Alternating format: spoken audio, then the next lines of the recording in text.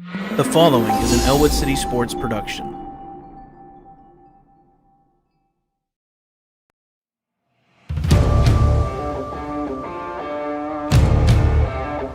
Two to the right. Quick pass out there to Dom Ho. He gets up to 50-yard lines. He's got blockers down. He goes, makes a man miss. He's got the first down. Does a little wiggle all the way. He's still on his feet. He's at the 10, the 5, touchdown! Hand off to Partridge. Tucks it in the left hand. He's up the left side, and he's going to go all the way. At the 10, the 5, touchdown! 4th and 15. It's all down to this. Back to pass. Give and chase. Throws it out there, and he's hit. He's short of the line again. He's short of the line again. Free kick. Nice header by Keystone Oaks. But taken there by Huth. Shot on net. And it's a goal!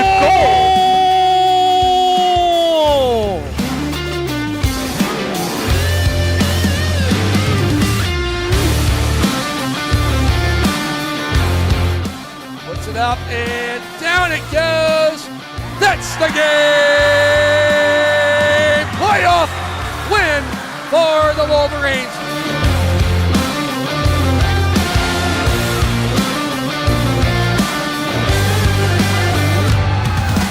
Inbound to Caleb serving. Yes! It's gone! Shoots it. It's over! The ball is over! The Wolverines win!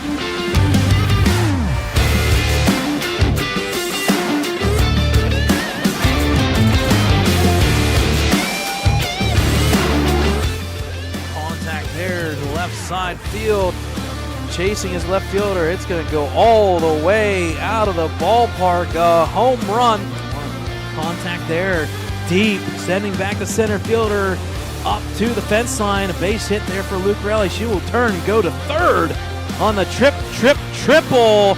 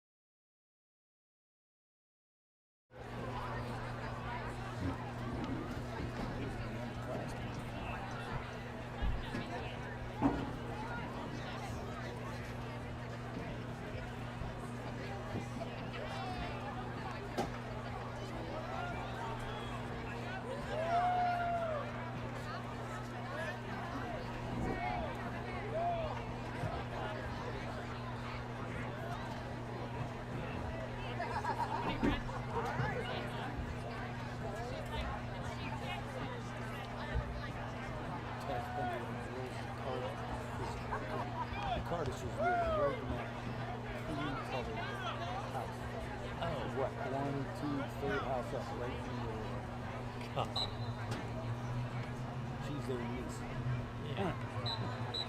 Uh-oh. Look out now. Oh, man, that's great. We already bought 2 shirts down there, too.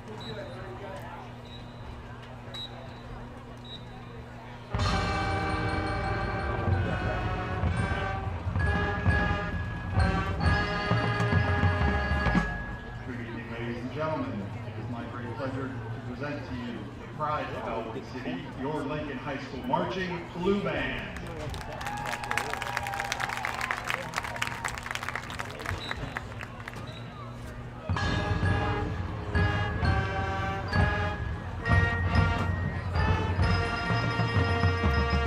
The Blue Band is under the field direction of seniors Lila Fox and Hayden Conner.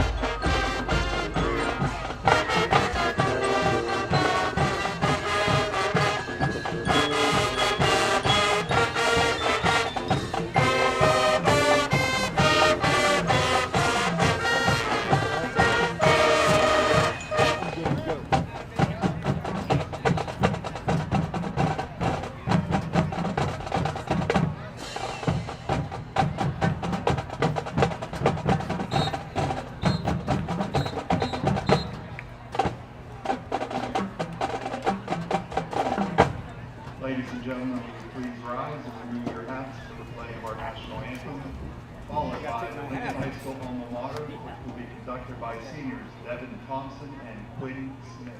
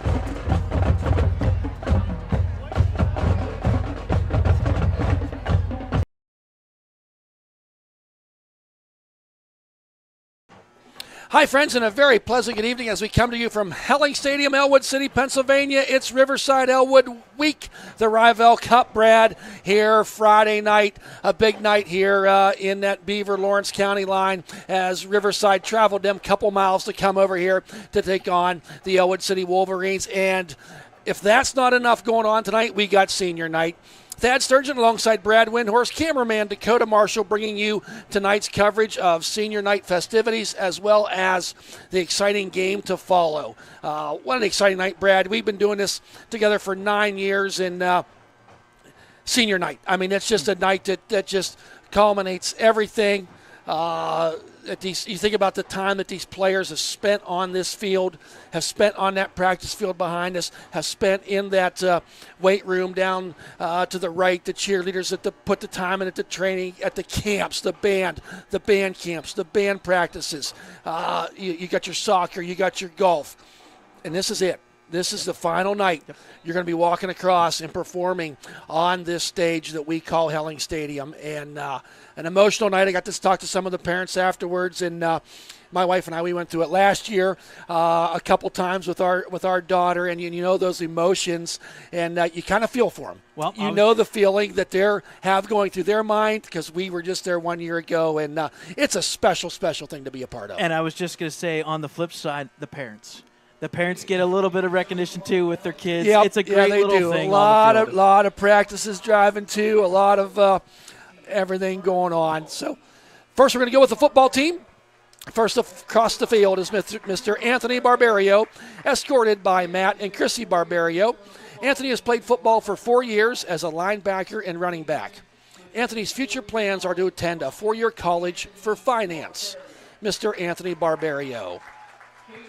Next up, Caden Cavanaugh, escorted by Sarah Cavanaugh and Mike Ward. He's been playing football for 4 years as a defensive end. He plans to attend Slippery Rock University to study computer IT. Mr. Caden Cavanaugh. Next up, number 0, Daylon Curie. Daylon escorted by Lonnie Curie and Kayla Book. Daylon's played football for 4 years as a wide receiver and defensive back. And Daylon is going to pursue his career supporting our country by enlisting in the Army. Mr. Daylon Curie. Next up, Mr. Drake Davis. Drake, escorted by his parents, Ben and Melissa Davis. He's played football for 4 years as a defensive tackle and offensive line. He plans to attend a 4-year university for aviation management and communications. Number 57, Mr. Drake Davis. Next up, Perry, we call him PJ Dubois. He is escorted tonight by his mother, Amy Dubois. Perry has played for 4 years, and he is a defensive lineman. He wants to continue studying auto technology that he is currently enrolled in at LC, Lawrence County Career Technical Center. Mr. Perry Dubois. Next up is Jacob Ettinger, escorted by Dean Ettinger and Lori Jacobs. He's played for 4 years, and he is a linebacker.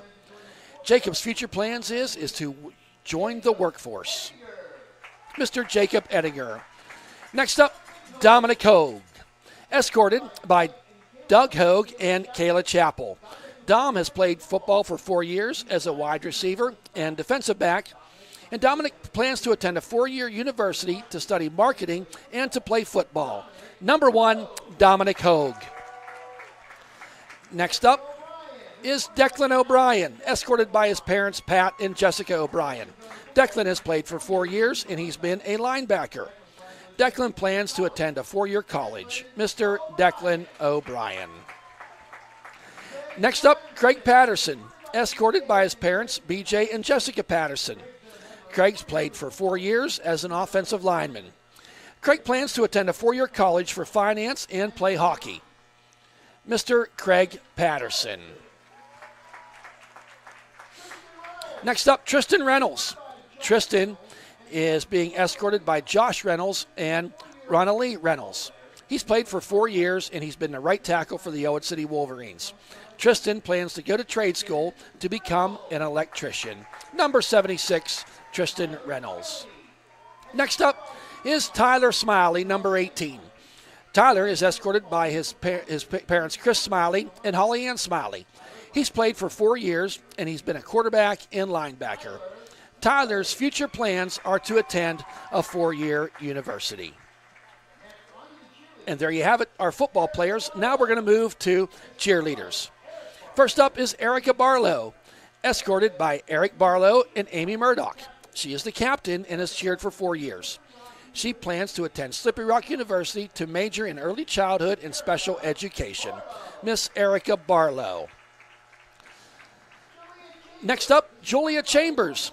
Julia is being escorted by Juan Williams and Crystal Chambers. She's been in cheer for 4 years. She plans to attend a 4-year university for dental hygiene, then attend dental school. Miss Julia Chambers. Next up is Gabrielle Chaffee, escorted by Chris and Lori Chaffee. She has been a cheerleader for 3 years, also 3 years members of the girls' golf team. She plans to attend a 4-year university to major in communication sciences and disorders to become a pediatric speech pathologist. Miss Gabriella Chaffee. Next up is Kennedy Eichler. Kennedy, escorted by Jason and Joellen Eichler. She has been a cheerleader for 3 years, also a 4-year member of the Blue Band Tenors Instrumental. Her future plans are to attend Westminster College to major in nursing. Miss Kennedy Eichler. Following Kennedy will be Kylie Levere. She is being escorted by Chad Levere and Melissa Levere.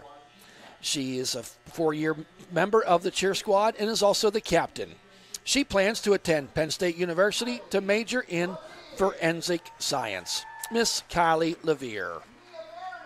Mia Meredith is next, escorted by Douglas and Michelle Meredith. She's been a cheer for 4 years, and she's also a member of the girls' tennis team. Mia plans to attend Duquesne University or University of North Carolina at Chapel Hill to become a pharmacist. Miss Mia Meredith. Next up, Gianna Paisley. Gianna is being escorted by John and Nicole Paisley. She's been a cheer for 4 years, and she is also a captain. Gianna's future plans are to attend college to earn a degree in diagnostic medical sonography to become an ultrasound technician. Miss Gianna Paisley. Next up, Emma Sweezy. Emma is being escorted by Richard and Mary Bazile. She's been a cheer for 4 years, and she plans to attend Gannon University to study marine biology. Miss Emma Sweezy. And rounding out our cheerleaders is Miss Sydney Woodhead. Sydney is the daughter of Craig and Danielle Woodhead and was our homecoming queen last week. She has been a cheer for 4 years, and she plans to attend IUP to major in accounting. And there was our cheerleaders. Next up, girls golf, Chelsea Baker, escorted by her parents, Bill and Heather Baker, and she has been in golf for 4 years. Chelsea plans to attend a 4-year college to major in education. Next up, Rory Menard. Rory is being escorted by David Menard and Aubrey Menard. She's played golf for 3 years and also a 4-year member of the tennis team.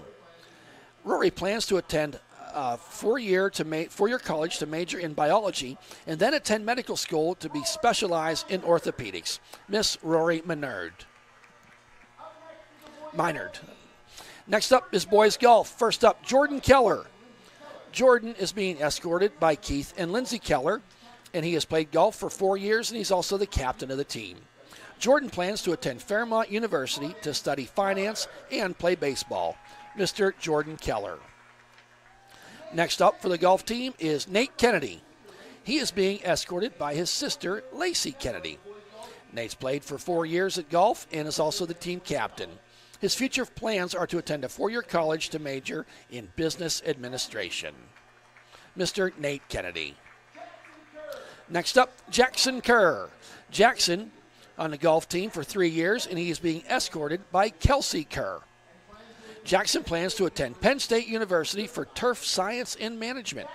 Mr. Jackson Kerr. Next on the golf team is Andy Lynn. Andy is being escorted by Quinn Lin and Mei Chen. He's played golf for 4 years. Andy plans to attend a 4-year university to study finance. Mr. Andy Lin. Next up is Braden Roberts. Braden is being escorted by Pete and Jean Roberts. He has played golf for 4 years. Braden plans to attend CCBC for aviation to become a commercial pilot. Mr. Braden Roberts. And rounding out the seniors for golf is Mr. Jackson Rosansky. Jackson being escorted by Gary and Tammy Rosansky, and Jackson has played golf for 4 years. He plans to attend a 4-year university to study business. Mr. Jackson Rosansky. Now we're going to come to cross country. First in cross country is Lucas Bleakney. Lucas is being escorted by James and Marianne Bleakney. He has been on cross country for 4 years and is also the captain of the team. Lucas plans to attend a 4-year university to study aerospace engineering.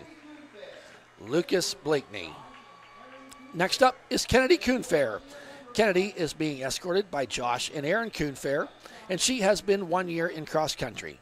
Kennedy plans to attend Youngstown State University for marketing. Miss Kennedy Coonfair. Next up, Nicholas DePoli. He is being escorted by Lance and Carrie DePoli. Nicholas has been a member for 2 years at cross country and 4 years of marching band playing the trombone. Nicholas plans to enlist in the Air Force to become an aviation mechanic in the drone program. Nicholas DePoli. Now I'm going to turn the mic over to Dakota, and he's going to take care of the band. First for the band, we will have Aiden Baker. Aiden is escorted by Joshua and Cadence Baker. He is a 6-year member of the band and plays the trombone. His future plans are to attend trade school for automotive or diesel mechanic. Aiden Baker. Peyton Confer. Peyton is escorted by her parents, Pascal and Christine Confer. She's a 4-year member of the band. She is the drum major and plays the flute. Her future plans are to attend Seton Hill College to major in music education. Peyton Confer. Dominic DeBuono, escorted by John and Nora DeBuono. Dom is a 4-year member of the band who plays mellophone, and he's a 1-year member of the soccer team. His future plans are to attend a 4-year college for cybersecurity. Dominic DeBuono. Logan Dickinson, escorted by Jeff Dickinson and Erica Wiley. Logan is a 5-year member of the band who plays trombone. His future plans are to attend Youngstown State University to become a music teacher. Logan Dickinson. Lila Fox. She's escorted by Mike and Alicia Fox. She's a 5-year member of the band, and she is the other drum major for the band. Her future plans are to attend community college for radiology to become an MRI tech. Lila Fox. Next is Rory Keener, escorted by Josh and Dorothy Keener. She's a 6-year member of the band and is a member of the dance line. Her future plans are to attend Kent State University to earn a degree in geology. Rory Keener. Matthew Marsano. Matthew is escorted by Matthew Marsano and Noreen Lakaba. He's a 3-year member of the band and plays the horn. His future plans are to be a car sales consultant.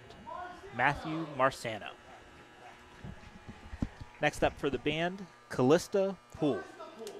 She's escorted by Eric and Dr. Donna Poole. Callista is a 4-year member of the band and plays baritone.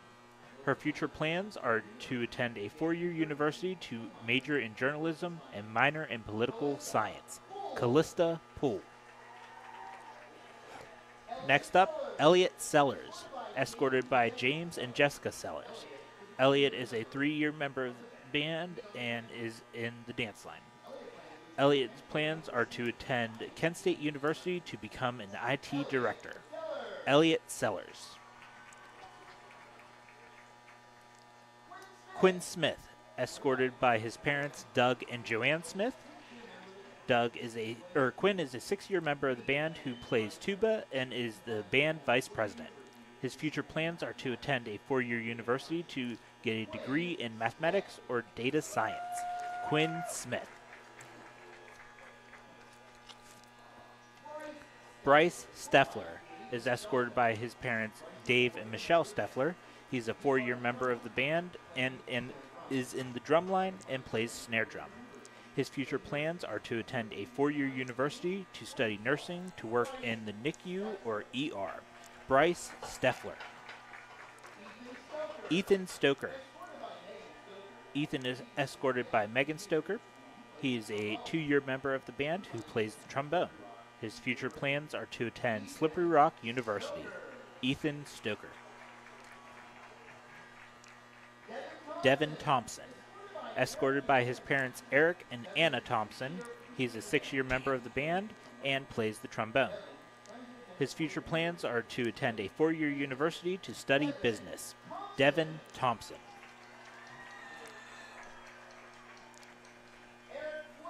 And rounding it out for the band, Eric Woodend, escorted by Sean and Jennifer Cassandro.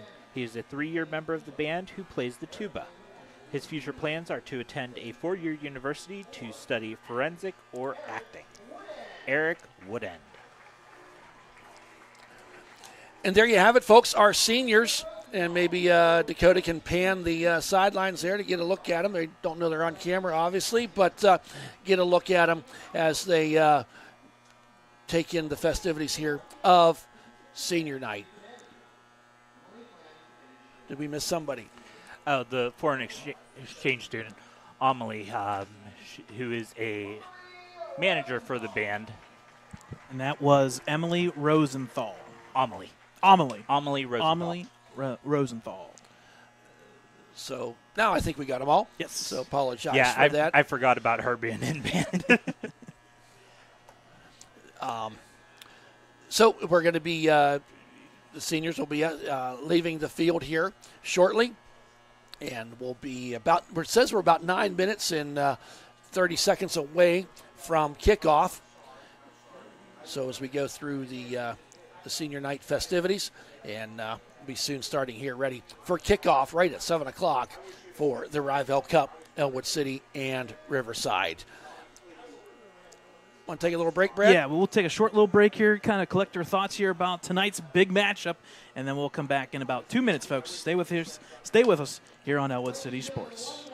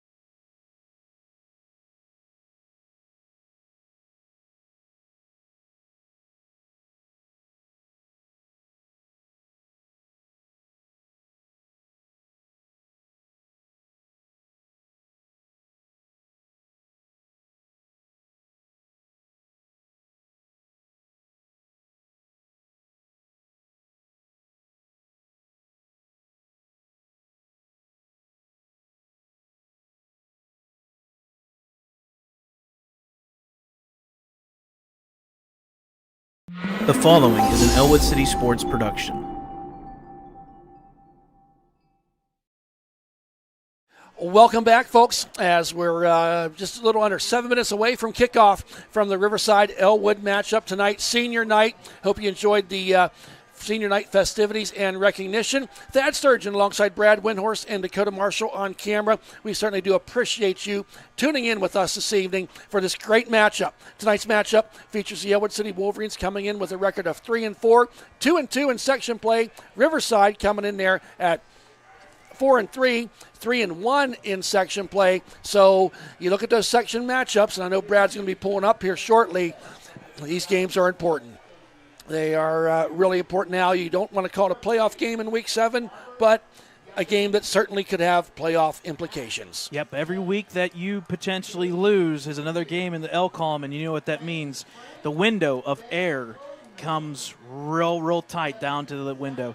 And if you're looking at your standings on the screen right now, Western Beaver clear out in front with a 4-0 record in section play. They can basically indirectly put a threshold on the standings in the next two games. They do have to play Riverside at some point if that record holds for the Panthers, but ultimately we know that Western Beaver, with the 4 wins in conference, are a lock for playoffs.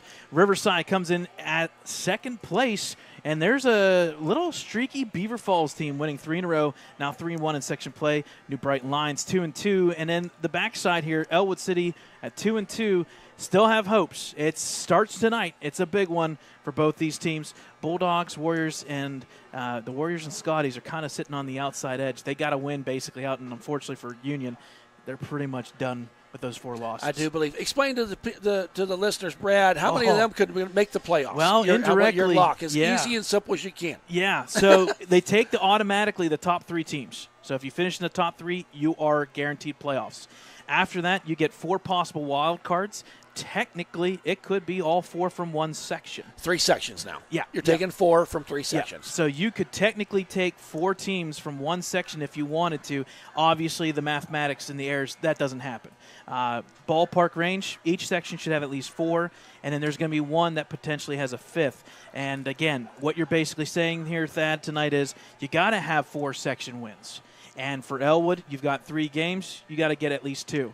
For Riverside, you've got some wiggle room, but you also know that you got Western Beaver left on the schedule. So the wiggle room is severe. To correct you, Brad. Or they didn't play. They did Western Beaver, and I'll get to that here now. Yes. As the Wolverines come in on a 2-game losing streak, losing to that very good Western Beaver team, 27-12. It was 13-12 at halftime. Yeah. And unfortunately, Western Beaver was able to pull away and then go back 2 weeks ago from tonight where we went down to New Brighton and lost that game 14-12. A win against Freedom, a section win against Mohawk in the last 16 seconds. Conversely, you go over to Riverside. They're coming in on a pretty handy win over Freedom, 37-7. Lost to Western Beaver in a game that they led at halftime, 19-13.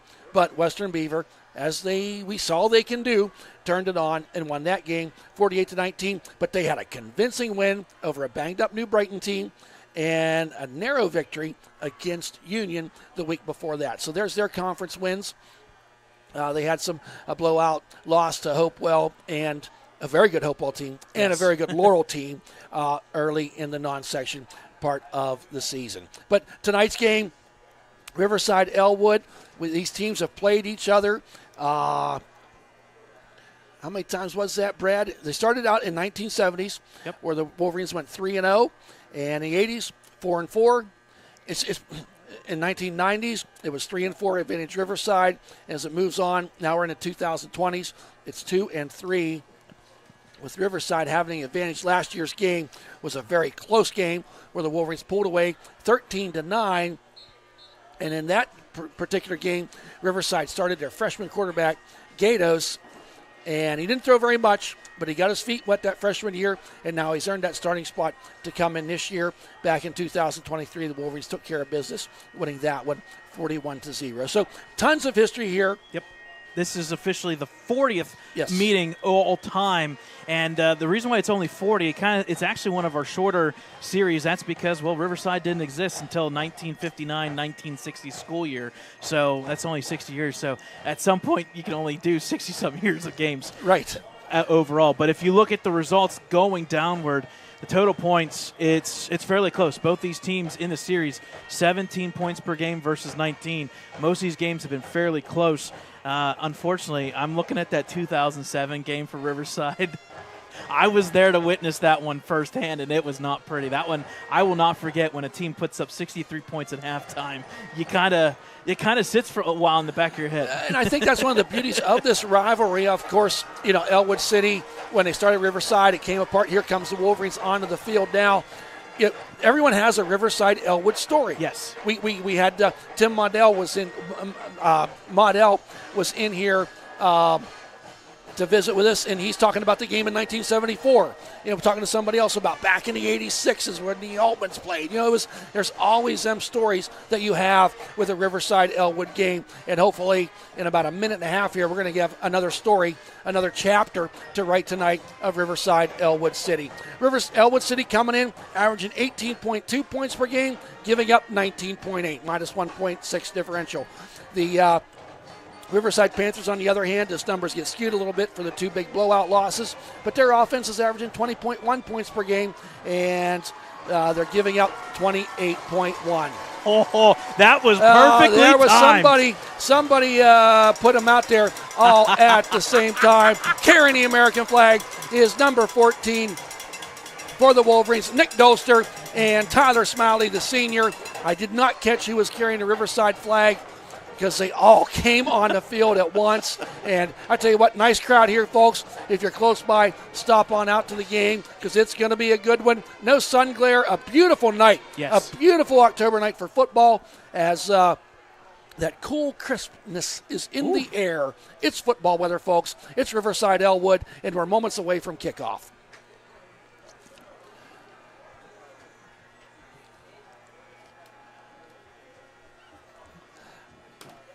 So I did not. Did you guys happen to see the ceremonial coin toss? No, they did not technically do it just yet. Okay. Yep. All right. Usually we see that done a little bit beforehand, Yep. but it's not done yet here tonight. Once again, senior night.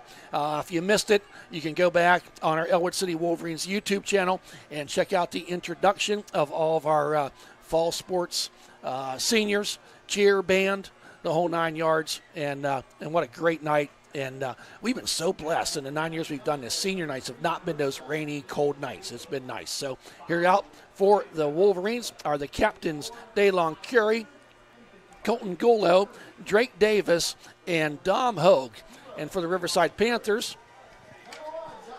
have number 5 out there, Hunter Garcia. Number 3, Aiden Gatos. Number 54, Tyler Richards, and number 55, Tanner Richards.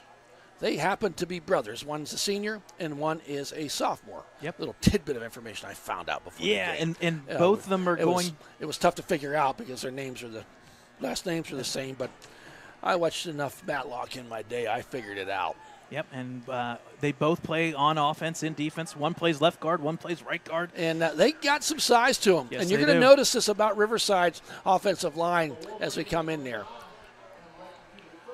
And the Wolverines have won the toss and have elected to defer. So Riverside will be setting up their offensive goal, offensive team first in the game. Got some nice student section here tonight. I'm not sure what the theme is. I'm sure there's something. Looks like whiteout. Okay. I see Got a the lot of white out, over there. and maybe a few kids didn't get the memo. But nonetheless, a nice student section from Ellwood, nice student section from Riverside. You wouldn't expect anything less on RivEll week. I apologize, I did not get the name of the officials tonight, but I'm sure they are set up to do a fantastic job. As you recall from last week, Aiden Huth, the regular kicker for the Wolverines, is dealing with some lower body injury. So I do believe it will be Daylon Curry, the senior, there to do the kickoff duties. Yep, and back to return for the Panthers will be number 8, Mason Haller. I believe number 9, Cole Jackson, will be there as well. Joseph Chill, number 7. A little bit of everything. You're also going to see a little bit of Hunter Garcia and Gatos, depending on where this kick goes. Yep. And folks, RivEll Cup moments away from the start, and there's the kickoff. A driving kick hit by one of the up man, and he wisely just jumps on that at about the 34-yard line. Could have been dangerous, but it worked out for Riverside as Abram Orgovin was able to jump on that ball and get it. First down Riverside now as they bring their offense onto the field. Aiden Gatos, he's 55% passing, 104 for 190, a 14.5-yard average, 9 touchdowns thrown with 14 interceptions.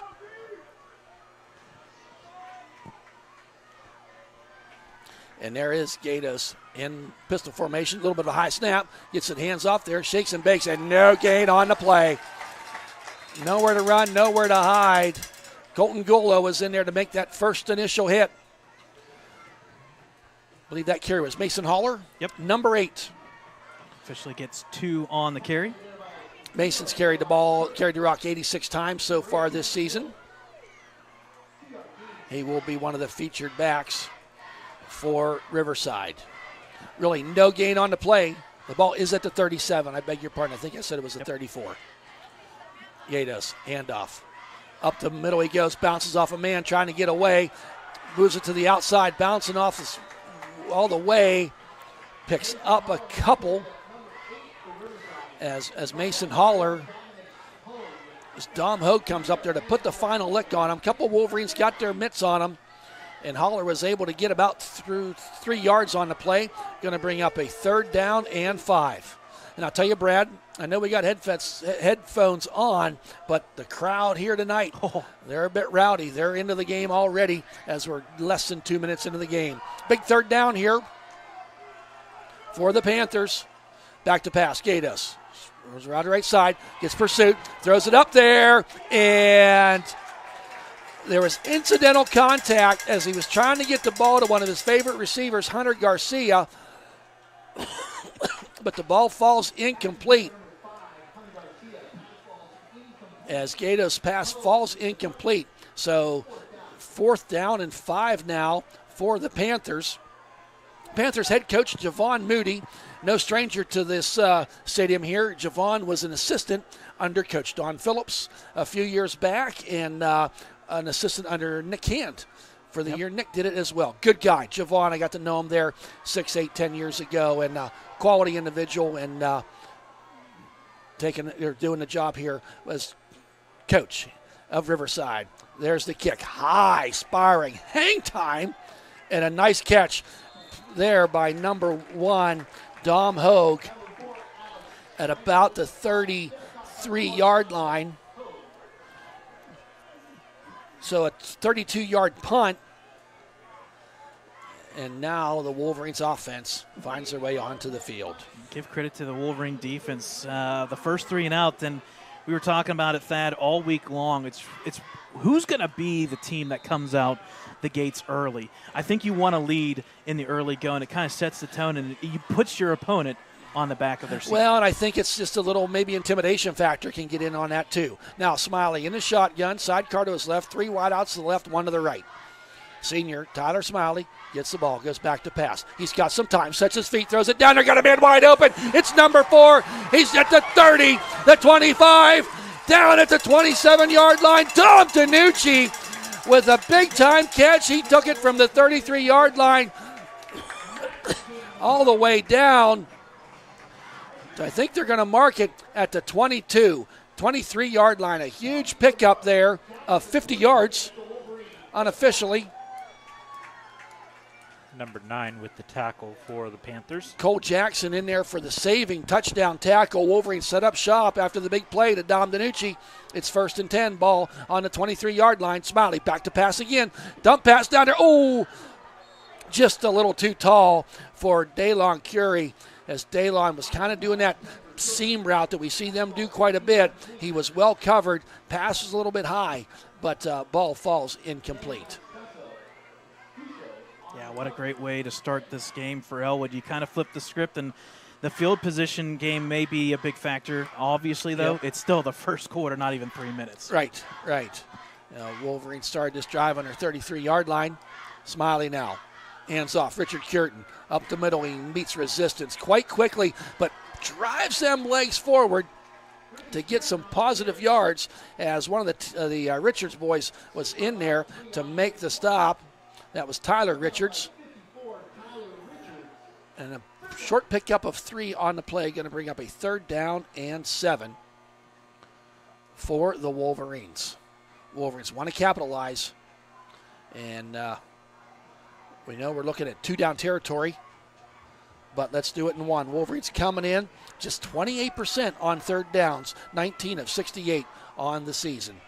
Here's Smiley in the shotgun. He's back to pass. He's got a little time. Oh, he gets hit. Ball on the ground. Who jumps on it?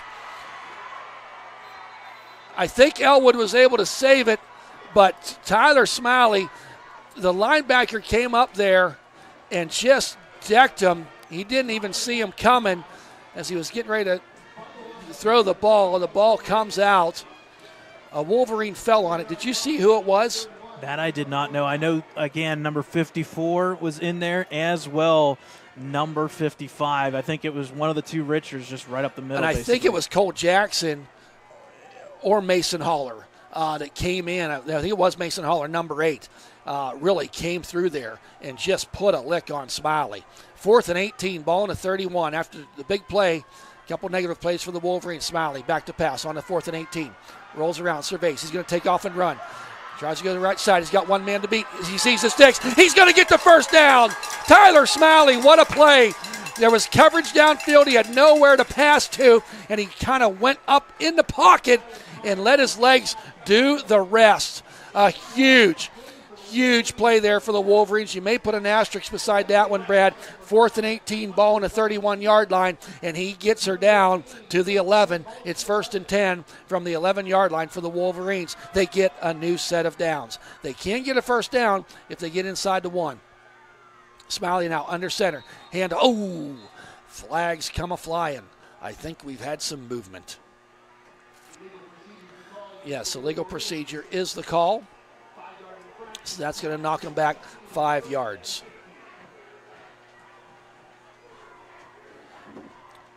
So Wolverines now set up shop 1st and 15. Ball on the 16-yard line. Wolverines head coach Dan Bradley, after his perfect regular season last year, wanting to build off of that. Here's Smiley in a shotgun. 2 wide outs to the left. Hockenberry out there. There's a handoff to Curtin. He's got a lane up that left side. Makes a man miss. And a nice run. Gets the penalty yards back as Tanner number 54 gets in there for the stop. Tyler Richards, that is. And he gets it down. They're going to mark it at the 8-yard line. So it's now 2nd down. So a nice run on that 1st and 15 to kind of eat up half of where you need to go. So ball's on the 8-yard line. It's going to be 2nd down and 7. 2 wide outs, far side to the right. Smiley, hand off to Curtin. He's going to try the right side. Cuts it up there. Met some resistance. And he's going to get almost to the first down. Brock Oleastro with number 74, big boy, giving chase. 6'2", 255. Cole Jackson in there as well. He got 6. He needed 7. So it's 3rd and 1 from the 2-yard line. Wolverines would love to get that first strike. Yep. Daylon carries wide out to the left. There's up the middle. And we're waiting for a signal. And Tyler Smiley on the quarterback sneak, and I don't see it, but the officials are all but standing on the goal line. You are literally from our but he angle. got the first down. Yep, he got the first down, but he is literally a football length away from getting in there. 1st and goal from the 1-foot line, 6:18, Wolverines.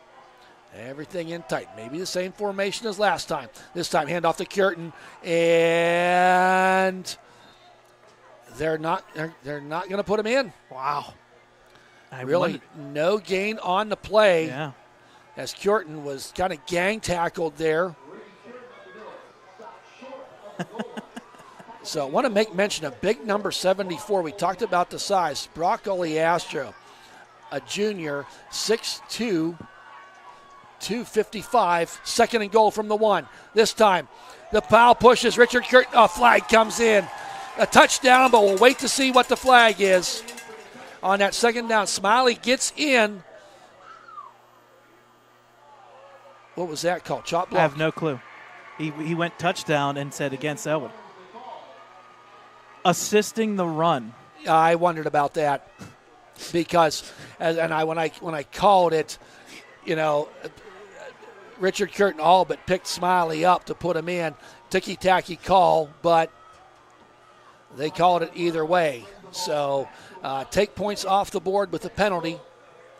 Now it's going to be up a 2nd down and 5. And I just get the feeling right now the assistant coaches, Dan Bradley, always calm, cool, and collective, but the assistant coaches would like an explanation on that one. We've done this 9 years, Brad. I've never made that call for. Always time for the first time. Yep. Okay, 2nd and 6. Sends Daylon in motion. Smiley back to pass. Wants to try to run up the middle. Dumps it down there. Gets it in there for the touchdown. Number 9. Was that who that was?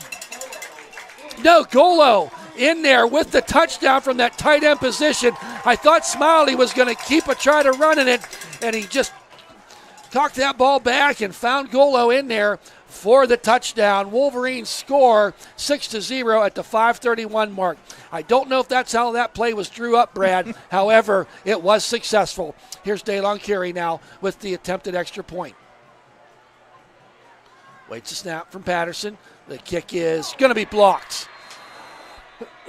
I want to say the big boy right there, number 74, Ole Astro with the block. I just mentioned him. Ole Astro got them mitts up there. Drake Myers could have been in there too. He's 6'5", 255, folks, at 5:31. Wolverines get the score, 6-0. We'll take a quick timeout.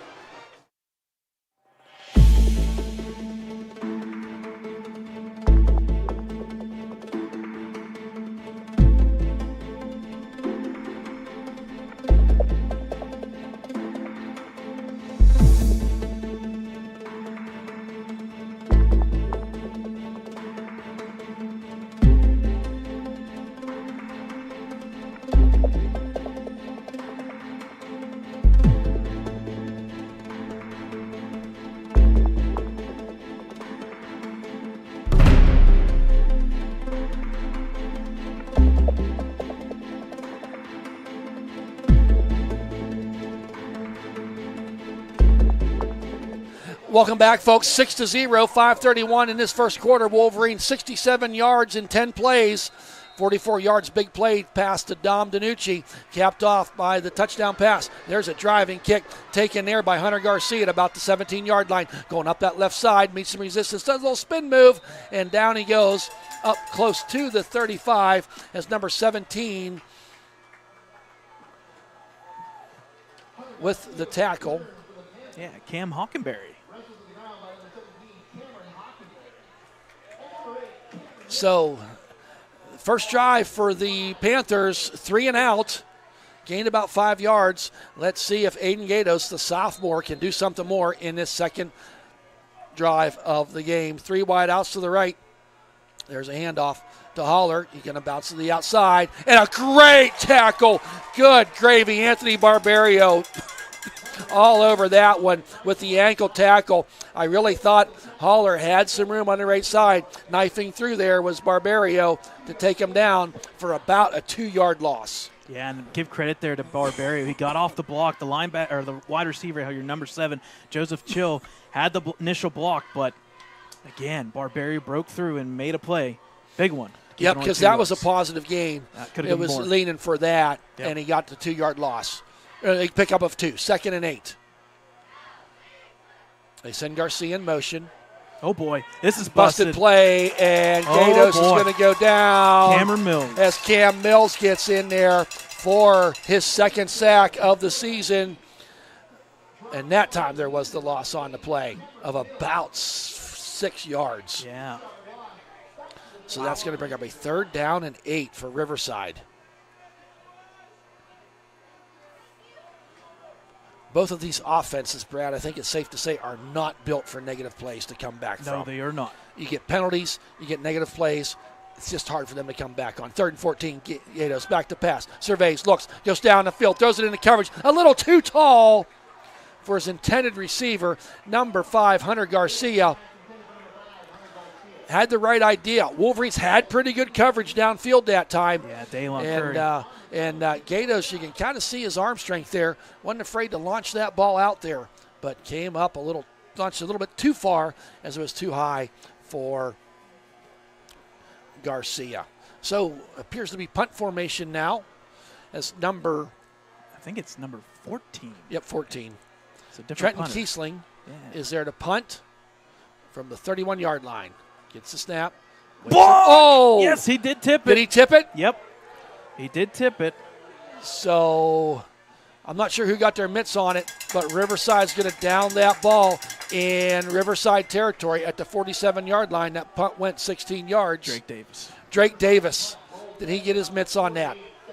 Senior Drake Davis leaving it all out here on senior night. So 1st and 10, you mentioned a little bit ago, Brad, about field position, and the Wolverines could not ask for any better right now, setting up shop in Riverside territory. 1st and 10, ball on the 48-yard line. Wolverines had that impressive drive, a penalty, but they were able to overcome that.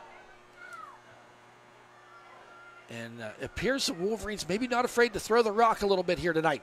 Tyler Smalley in the shotgun. Sidecar to his left and right. Hands off to Curitan and ridden down there by number 11, Bame. But nice pickup on 1st down. We're going to give them 4 yards, going to bring up a 2nd down and 6. And Tanner Richards was in there on the stop as well. 2nd down and 6 for the Wolverines. Ball on the left hash. Hockenberry out there on the sideline, sends Daylon in motion to go out by Dom Hogue on the right side. There's a handoff to Frisk. Up the middle he goes, makes a man miss, and he's going to get the 1st down and a little bit more as he goes down at the 35-yard line.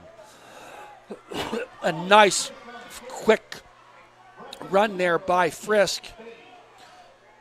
Brought down by number 11, Chase Bame.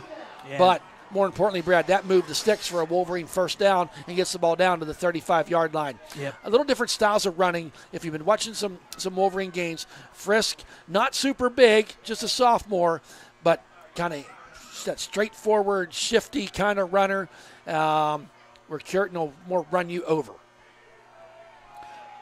Smiley, handoff this time to Frisk, rolls his way forward. A nice gain down to the 30-yard line, a pickup of 5. Brad, if you're Coach Bradley not right now, you're saying I'll take these 4, 5, 6 yards on 1st down each and every time. Well, that Brad-to-Brad connection must be working because one of the big keys of the game tonight was the trenches. Establish the line of yardage, and so far Ellwood, I know it's early, it's 1 quarter, but they have been the bullies so far. Yes, they have. 2:14 remaining here. Wolverines up 6-0, wanting to add to that lead. They have the ball on the Riverside 30-yard line. Smiley this time. Frisk makes a man miss. Up that left side he goes, looking for a block. He gets it. He's down the left sidelines, and he's going to be Just short. Just short. A saving tackle there. He took it all the way down to the 3-yard line as Hunter Garcia gave chase. But Frisk, Brad, he outran 3 white shirts to get that far to pick up that 20.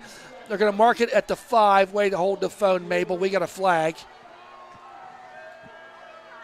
I think, unfortunately, it's going to be a hold on the block. So this will be a 1st down. It's marked at the 15-yard line officially. So it will be a 1st down, Ellwood, but it will be pulled back. I don't want to say it, but I have a feeling it was a hold on Daylon on the sideline here. Because what would happen, Frisk almost ran out in front of Daylon blocking and pulls it back. So it is a 1st down from the looks of it. And it was a hold. Yep. So it'll come back to the 25. Yep. So since the foul occurred beyond the line of scrimmage, it's a spot foul from that spot. It was at the 15. Now they bring it back to the 25. It was enough for a 1st down initially.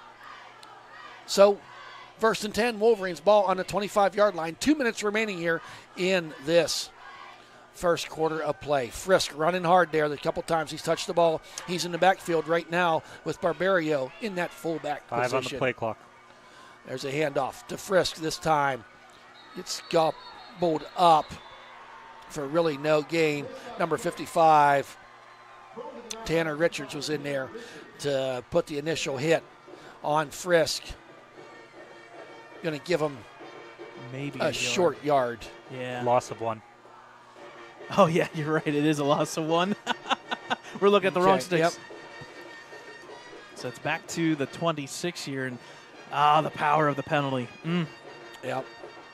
Yep, you had the ball at the 3-yard line, and then the holding penalty brought it back to the 25. So now 2nd and 11. 5 on the play clock. Back to pass to Smiley.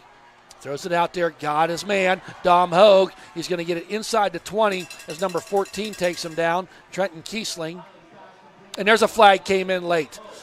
There was John going on there. The official shook his head and just said, boys, you can't do that. We'll wait to see. As they're talking, the flag was thrown well after the play. Yeah, so that completion puts it at the 18-yard line. And initial thoughts here, this is against Riverside. And yes, it is. Yes, it is. So they'll get the 18, then some. Yep. They'll add it on. I think the official said we're going to stop this right now. And that's an automatic 1st down, too.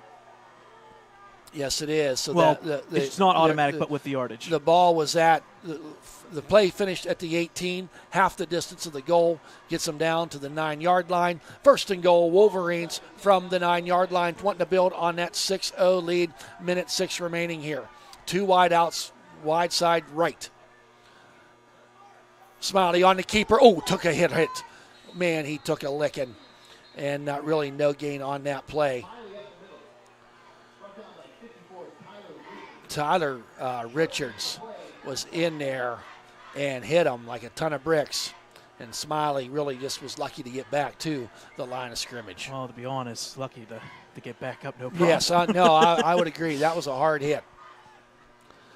They are going to basically give him a yard. Yeah, fast-moving first quarter here, 35 seconds remaining. Here's Smiley. Sends Daylon in motion from right to left. Hand off to Curtin. Up the middle he goes. Touchdown, Ellwood City. 8-yard run for Richard Curtin. Puts it into the end zone. The Wolverines up 12-0. 47-yard drive for the Wolverines, aided by a personal foul there toward the end. They hurt themselves with a penalty. They overcame it and found it to make the score 12-0.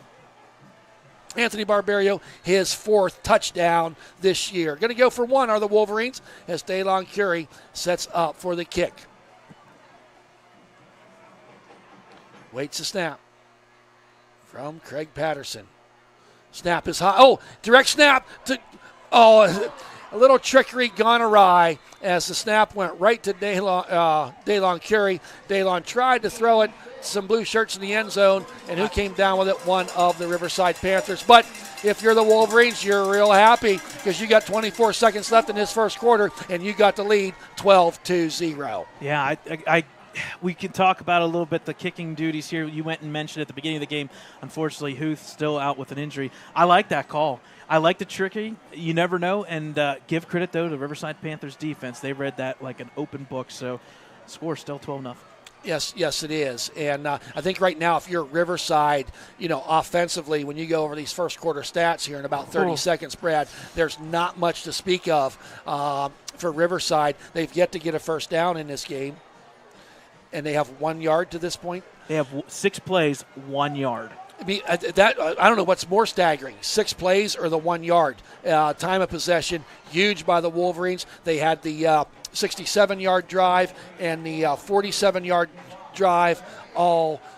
They possessed the ball twice. Yeah, Riverside only 3 minutes so far in this first quarter. Obviously going to get another 24 seconds possibly, but 3 minutes is not winning this game right now. So Daylon Curie kicks it down there, going to be taken at about the 22-yard line by Mason Haller. Gets spun around and nowhere to run, nowhere to hide. The guy who kicked the ball, Daylon Curie, is down there to put the final lick on him. Cameron Mills was there. Great coverage by the coverage team of the Wolverines. Really, right now, all phases of the game, outside of the kicking the extra point, are clicking in this first quarter for the Wolverines, leading 12-0. 15 seconds remaining. And I'll say if you are kind of handing that off, at least the kickoff coverage team has been lights out so far. 35, 35, 25. Field position, all good for Ellwood so far. Yes, they are. So Gatos now wanting to get something going offensively for the Panthers. Gatos fire. He's going to go deep down the field. Got man there, and ball falls incomplete. Great coverage.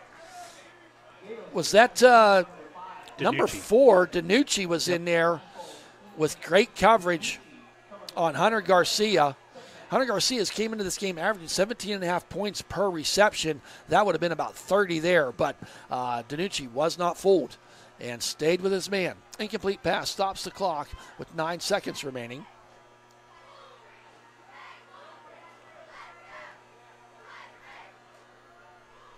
And now Gatos rolls out to the right, wants to look down the field. Wolverines giving chase, throws it down there, and a nice catch by the aforementioned Hunter Garcia. Gatos that time was under severe pressure, but was able to get that ball away as Anthony Barberio was there to make the stop, folks. And that's going to conclude this first quarter of play with the Wolverines leading 12-0. We'll be right back.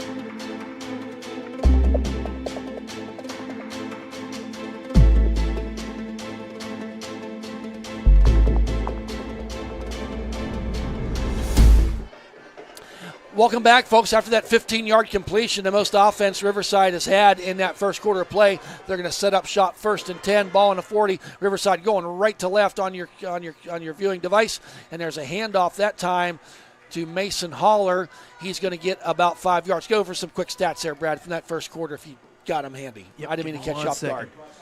Yep. So Smiley with the tackle. Yep, I got it. All right, so in that first quarter there, Riverside 8 plays, just 16 yards. Ellwood 18 plays, 126, and almost 9 minutes of time of possession. Yep, 2nd and 5, ball on the 45. Now Gatos looks to Coach Moody for direction. 2 wide outs to the left, tailback. Handoff there, and it weaves his way around, and a nice hard run there by Mason Holler. Going to get enough for the first down as Dom Hogue was there to make the stop. So, Brad, at the 11-18 mark of this second quarter, Riverside Panthers get their first down. Well, they got one earlier at the final play of the first quarter. They got their first down. Little maybe hurry up here now, and there's Holler up the middle, meets wall of blue, but he does pick up some yardage.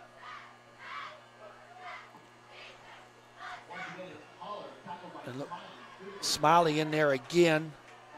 And O'Brien was getting up from the bottom of the pile. Kind of a hurry-up offense here now by Riverside. I think they're wanting to catch the Wolverines defense on the 2nd and 4. Gato's going to keep it this time on the option. He's going to get enough for a first down. Nice running there as Declan O'Brien, and he better watch himself. He's going to get a flag. Little push there at the end. Can't do that. But no, the men in stripes didn't see it, so we're going to roll on. First down. Wow, hurry is the Riverside offense right now. 1st and 10, ball on the 35-yard line. Handoff there. Mason Holler goes around the right side, bounces off a 1, and a nice tackle there coming up was Daylon Curie.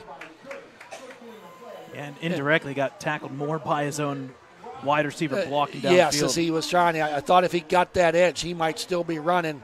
Was the freshman. I didn't realize that. Freshman Mason Holler carried the ball. So now 2nd and 7, picked up 3 on the play as Aiden Gatos gets the snap. It was a little bit high, hands it off. Up the middle goes Holler. It's kind of drugged backwards. I'm not sure who was there for the Wolverines. Smiley and Davis. So 3rd and 3 now. A little bit of life to this Panther offense. Throws it out there. Oh, and a drop ball as pass was intended for Joseph Chill. He has eight catches on the year for 90 yards, 11.3 average. That time he was right at the line of gain for first down. Either way, he dropped it. So now it's going to be 4th down and 3. Yeah, now this is a big play because Riverside's been pushing back. You talk about being a bully. Now they've been getting 5 yards. This is a manageable 4th and 3, but it makes you wonder, what do you do with the play here? Do you run it? Yes, you do. Or do you throw it? So 15 seconds on the play. Yep. I didn't see Gatos in the huddle, but he's there in the huddle. 10 seconds. I think RPO here. Yep. There's Gatos. 2 wide outs to the right. Hands it off to number 8 Holler, and dependent upon the stop, the far official, you needed to get to the line, the yard line of 25, and he's going to be short. Wolverines defense. Wow. They've flag. There's a flag now. Yep, going to be a sideline warning, I'm betting. So, big turn of events there as the Wolverines stop the Panthers on 4th down. It'll be Panther ball. I tell you what, give credit so far to Tyler Smiley. And yes, it is a sideline warning against Riverside. So Wolverines take over now. 1st and 10, ball on the 26-yard line. Wolverines have scored on both of their possessions so far tonight. This one here starting on their own 26. 3 wide outs to the right. Sidecar. Curtin. Shuffle steps. Makes the first wave miss. And going to be ridden down there. Going to get some positive yardage on the play as Tyler Richards was there along with Danny Viscuso. to put up the stop.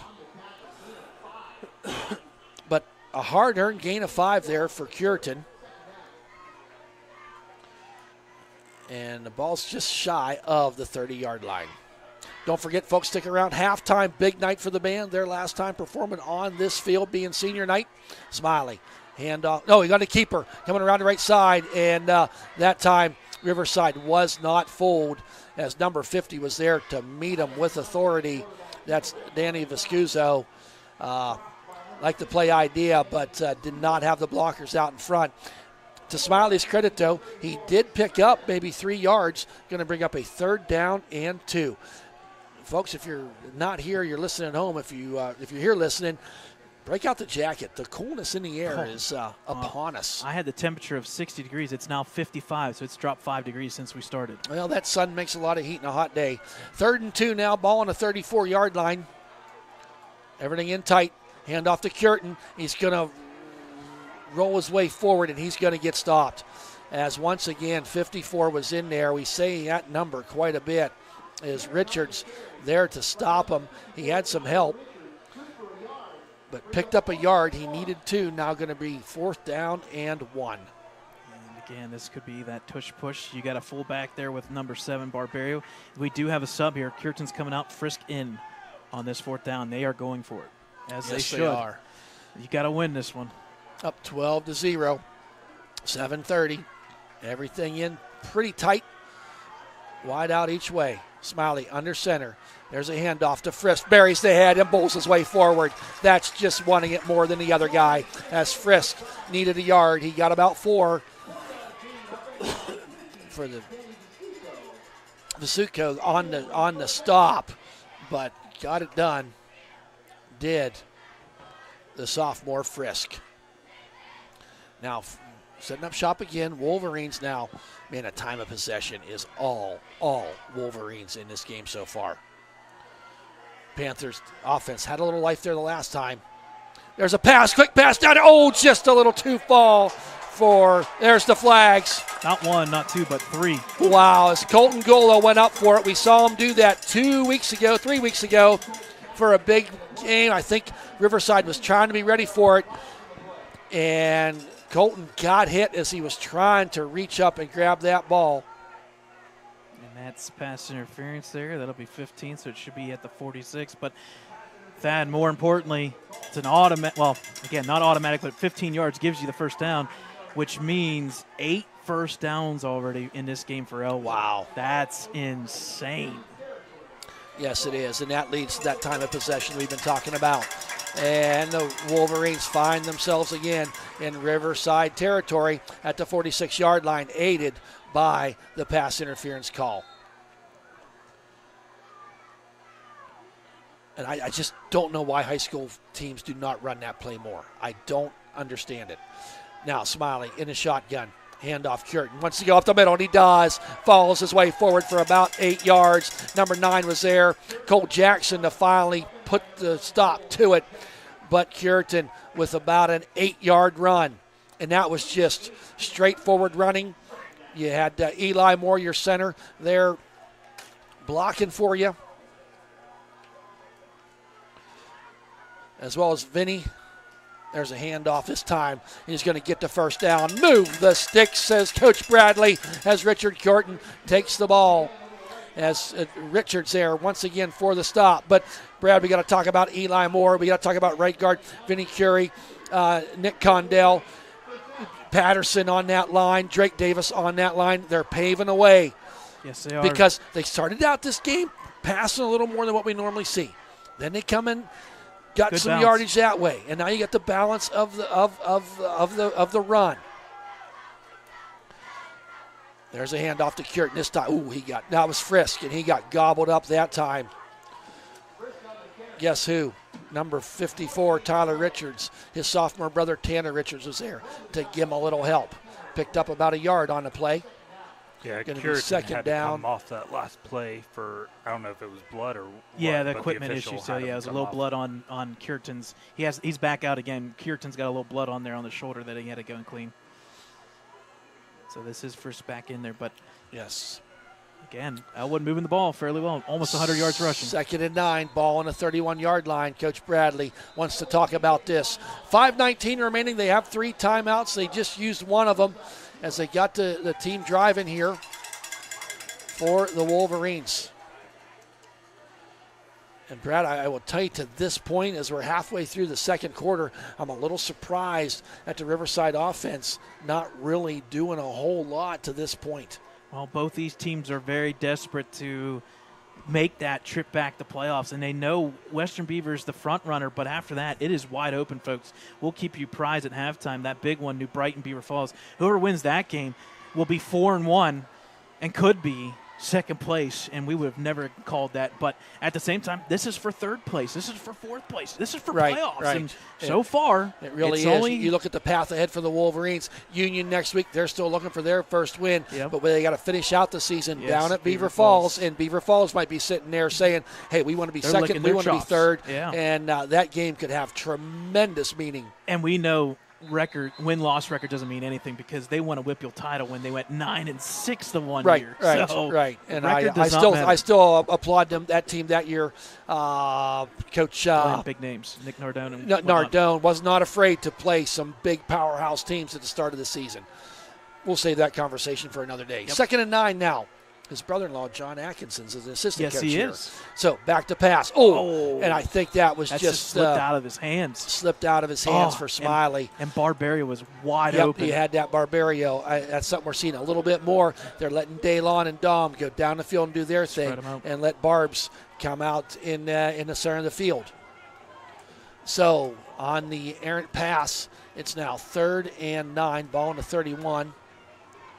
2-down territory for the Wolverines, but they certainly love to. They're 1 for 3 on 3rd down so far tonight. But 2 for 2 on 4th. Yep, 3rd and 9. Here's Smiley, 3 wide outs to the left, back to pass, under duress, and he gets gobbled up. Holy man, he had nowhere to run, nowhere to hide. As big number 66, Alex Jackson, 5'10", buck 80, jumped in the air to stop that. A couple other white shirts in there as well. So the sack takes it all the way back to the 39-yard line. So that 3rd and 9 now becomes a 4th and 16 is what it says on the board.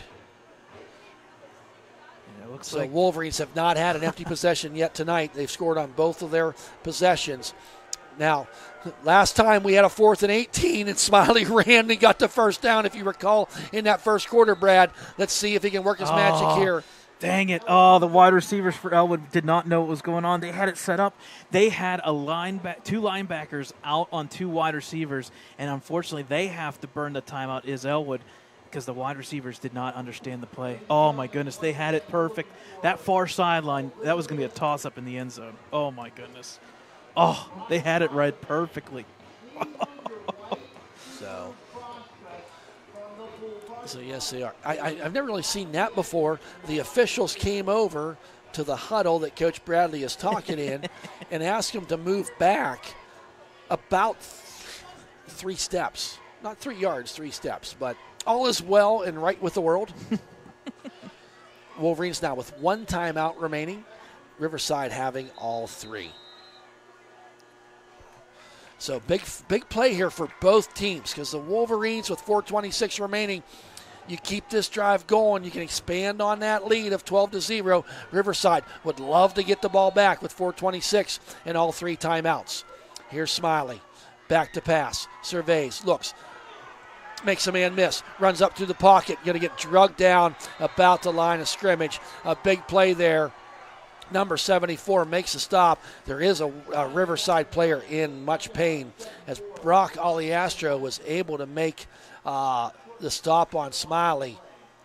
But a player on the field for Riverside in obvious pain or discomfort.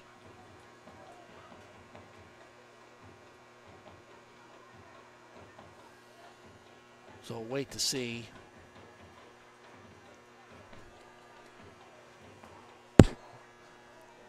folks, with that timeout, we'll take a break here real quick. 4:16 here in the second quarter.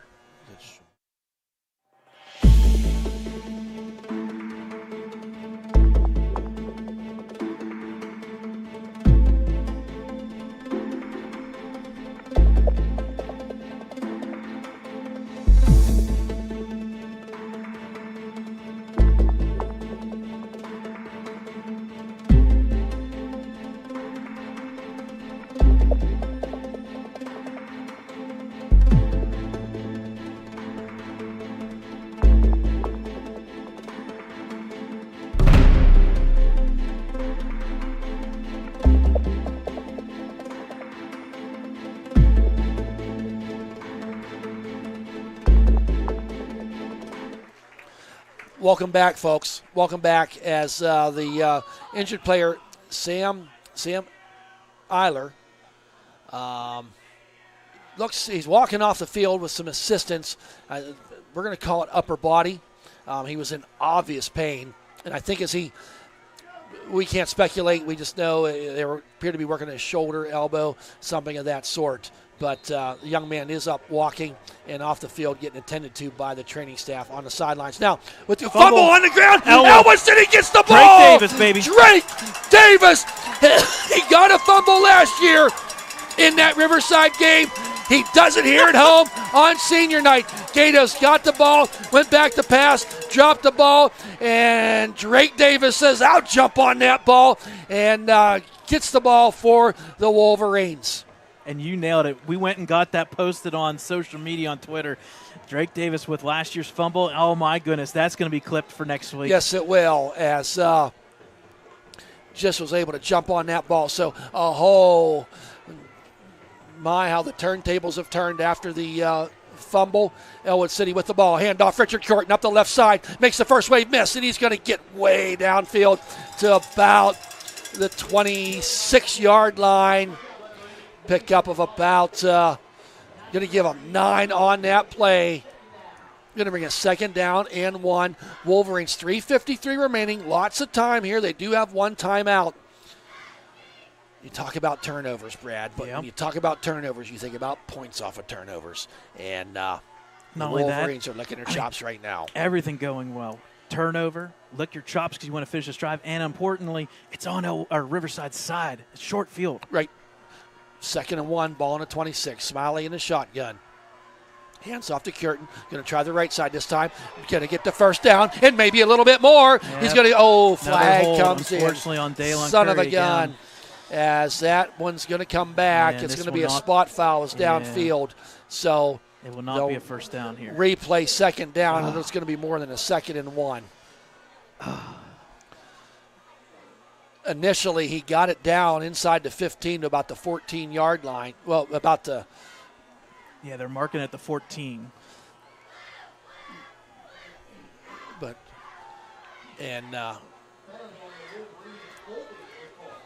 yep. And they're going to say the infraction occurred at the 14-yard line. So it should come back to the 24, which actually, that would be a first down. Yeah, that's 2 times tonight. Wow. For the Wolverines that they've yes, that's the 2nd time tonight, Brad. There's been a holding downfield, but it was so far downfield that they were still able to get the first down. So new set of downs for the Wolverines. 3:20 remaining. No need to rush. The ball on the 19-yard line. Hockenberry, far left. Daylon in. Dom Hogue wants to go down there. Finds his man wide open! Touchdown! That's how you make up Daylon Curry with the 24-yard TD reception on senior night. Wow, he was wide open. Made the catch, made a juke and a jive. He ran the extra 3 yards into the end zone for the touchdown at the 3:02 mark. Wolverines up 18-0, Brad. Who would have thought it? That's how you make up for 2 holding calls on 2 drives. Yeah, you come over and you say to Coach Bradley, I got you this time. It makes film viewing tomorrow morning a little bit easier. Going to go for 2. Sends Daylon in motion. Smiley back to pass. Flag comes in. Going to let the play finish down there. It's Wide good open. as Hockenberry. And a late flag. Going to be a yeah. late hit. We'll see what the first initial flag was as the freshman Hockenberry gets the 2-point conversion. However, 2 flags, 2 different spots on the field. Yep, one's going to be roughing the passer, and then the one at the 5, I'm wondering if it's Actually, gonna be I want to think there's 3 flags. Yeah, definitely roughing the passer, and then it's Yep. going to be a hold or something. But I think it may be against Ellwood. So this may be offset. But it happened so fast, I just wondered if false start, Yep. Ellwood, and then there's the roughing the passer, so it splits it.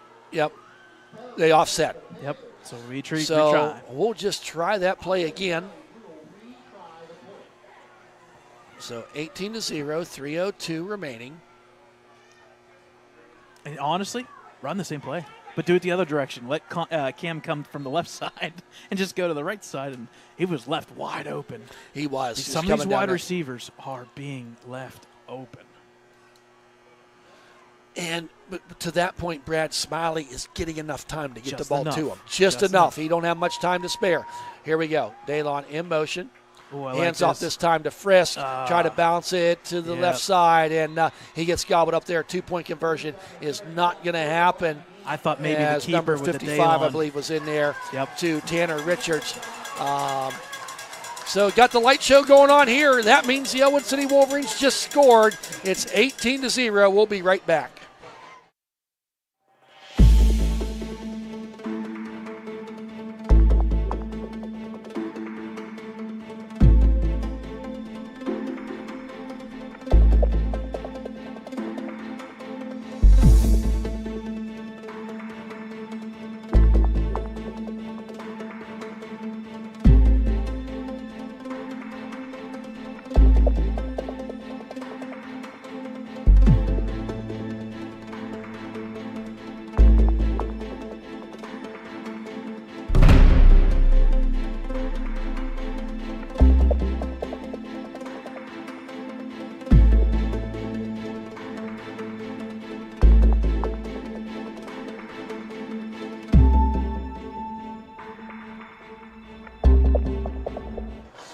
Welcome back, folks. Wolverines scoring on that 35-yard drive. 3 plays, gets the score 18-0.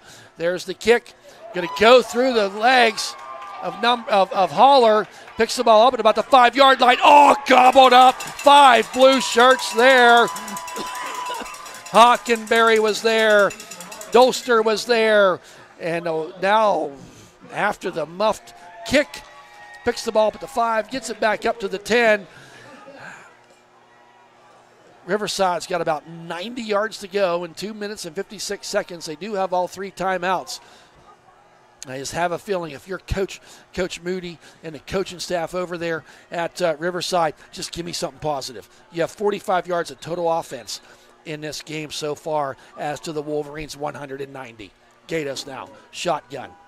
There's a swing pass out there. Haller drops it. And they're going to say incomplete at first for a minute there, Brad. From our angle, I thought maybe it was a lateral pass, but it was forward. So the incomplete pass stops the clock. The only knock here, if you're Ellwood, you like that incompletion. You only have 1 timeout. So, but Riverside's still with 3. Yep, so that's going to bring up a 2nd down and 10.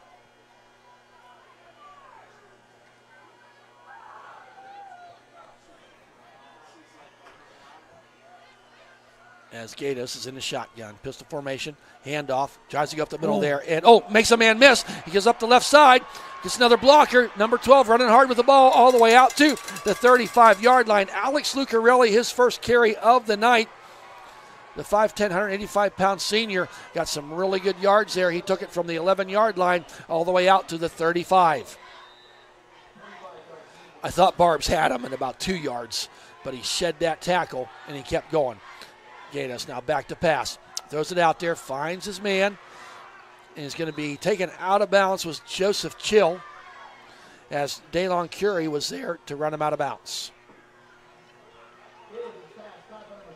So out of bounds stops the clock, 2:26.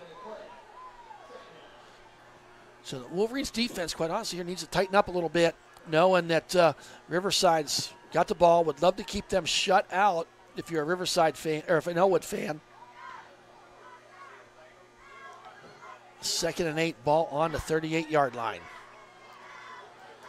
Fakes the handoff. Goes back, wants to go down the field. Got his man down there. And, off the fingertips. And he's going to want that one back as Hunter Garcia had it in his mitts, but bounced and fell to the earth. Incomplete pass.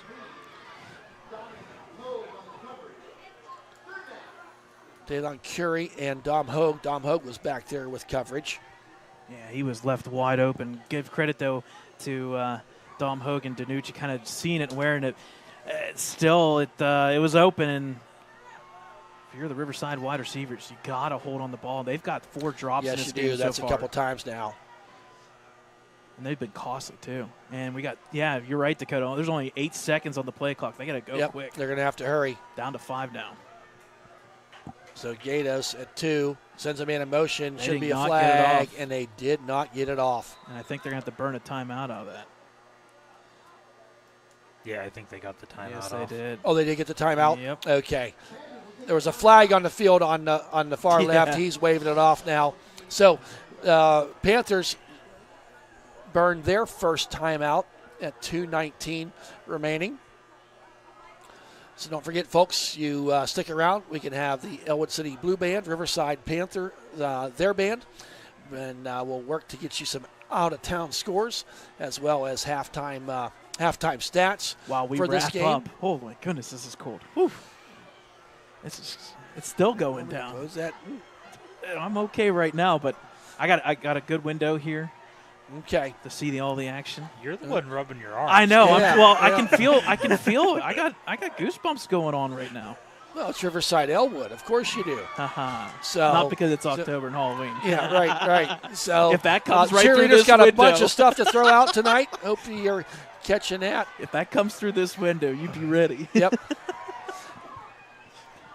And I don't know if they're going to have enough arm strength to get that up here this far. So after the timeout, it's 3rd down and 8, ball on a 38-yard line. Gatos now rolls out to his left. O'Brien gives chase and brings him down for the sack. Gulo and company, as Colton Gulo gets his 2.5 sack on the year. That's his 13th tackle for a loss as Gulo was in there. O'Brien was in there giving chase along with Drake Davis. A big 3rd down and 8. Lost a couple yards. Yep, and it's going to be a timeout, Ellwood. Yep. To preserve that clock. And the Wolverines, not knowing that the Panthers would probably milk that clock down 25 seconds, decide to take their last timeout and get the ball back with 2 minutes remaining in this half. Don't forget, folks, you can always check these games and any other games out at the Ellwood City Wolverines YouTube channel. And be sure to keep apprised of all of our social media accounts. We got our Facebook page, Instagram. Brad's out there on Twitter, getting everything out there that he can. So keep you apprised of not just football, but all of Ellwood City sports.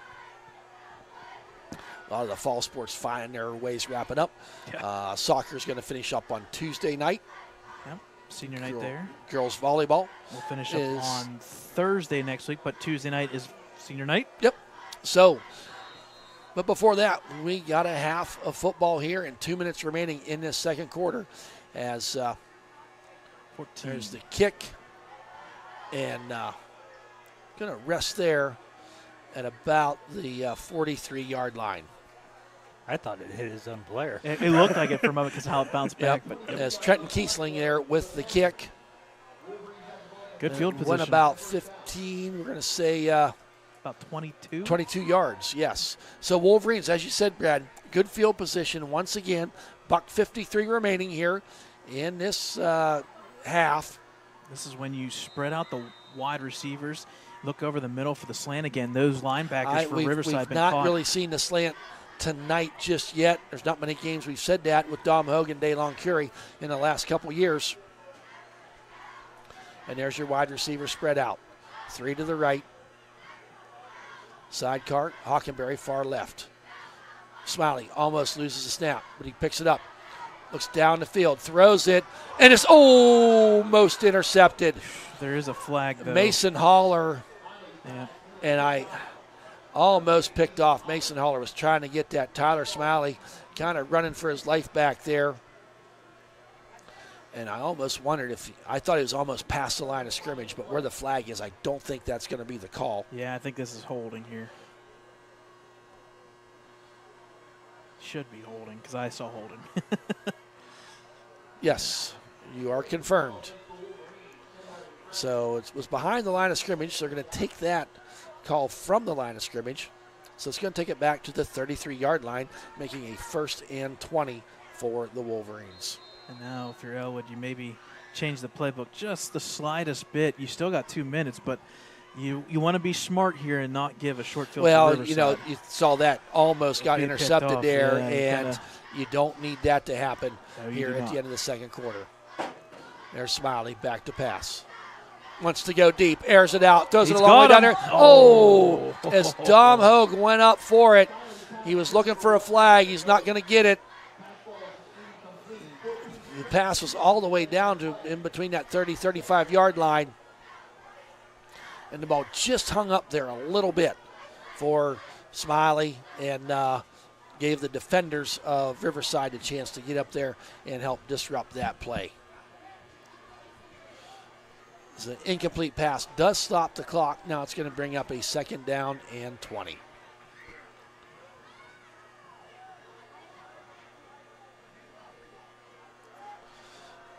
Smiley in the shotgun. 2 wideouts left, 2 to the right. Got Barbs to his right. Smiley surveys, looks, throws, finds Hockenberry, gets the 1st down. No, not quite the 1st down. Gets it almost back past the original line of scrimmage. Negates the holding call. Going to mark him out right at midfield. And a nice job by Hockenberry, the freshman, to have the wherewithal to get out of bounds to stop the clock. They're going to mark the ball officially at the 49-yard line. Yeah, that's a good play there, and it also preserves a little bit of the clock here because of going out of bounds.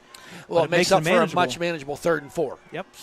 So Finishes the sentences. that's Sorry, Chris. we spent a little too much time together. Now back is Smiley. Surveys, finds. Oh, no. Come on, Tom. You got to hold that, buddy. Dom Hogue found himself open in the center of the field.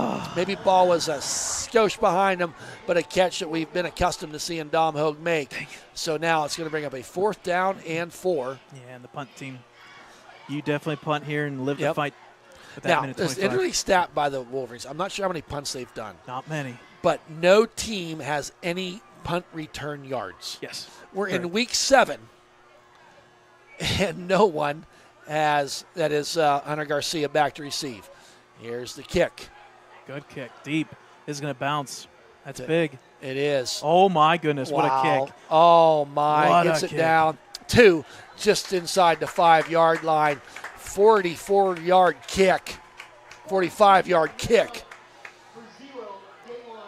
So Daylon Curry upped his average on the punts. No, the entire team. Yes, that's been an issue this year. And but as long as you're getting better as the season goes on, it's not how you start, it's how you finish. Wolverines started this game strong, need to finish strong. 1st and 10 with a minute 13 remaining. Deep thoughts by Thad. I'm really not that deep of a person. Just go with it. So Oh, there's- late sub there. Oh, boy. goes it out there no, to Elwood. Chill. Yeah, Ellwood only had 10 players out there. Oh, boy. They got lucky. Yes, they did. Gets out of bounds. The pass to Chill. And Daylon Curry was there to push him out of bounds. And they are going to give him enough for the 1st down. Like I said, he was out of bounds, so it does stop the clock.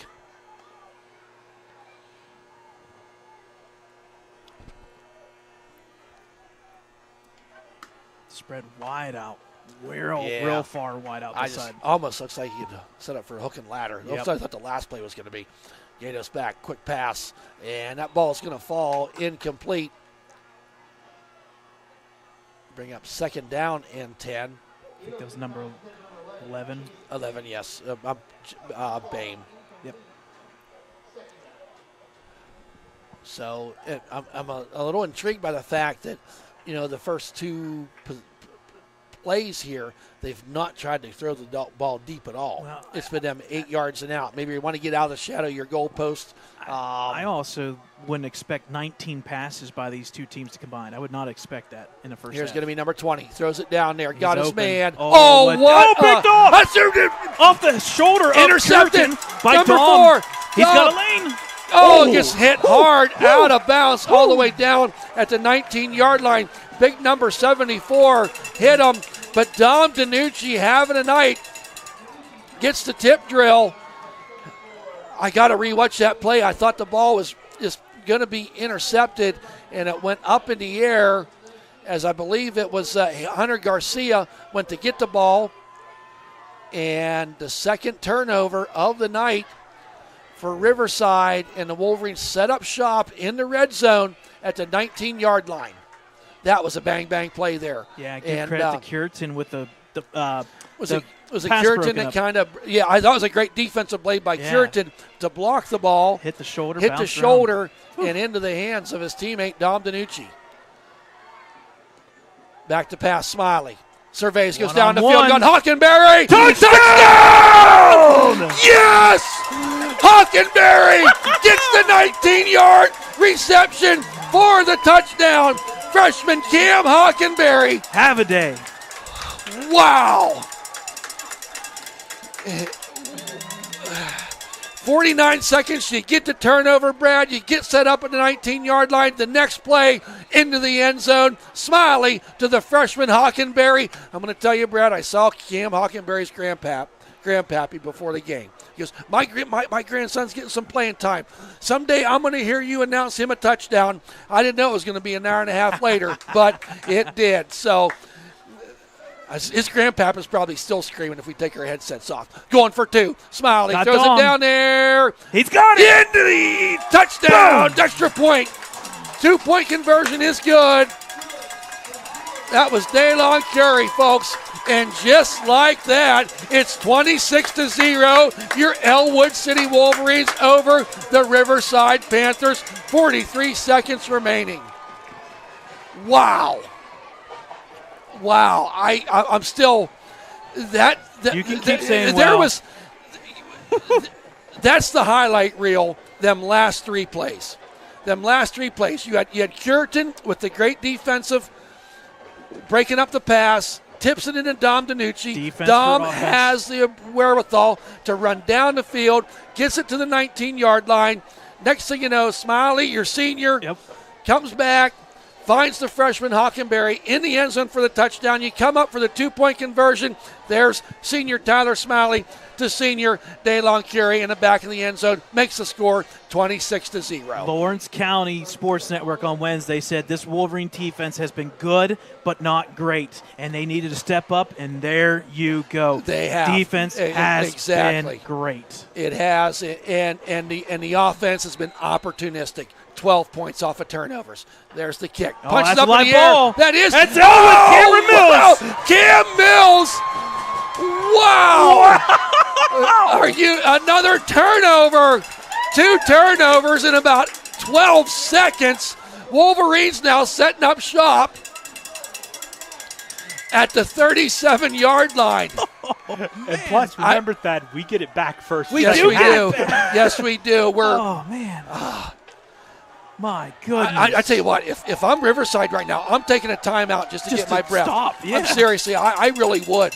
I really would. Because I have a feeling this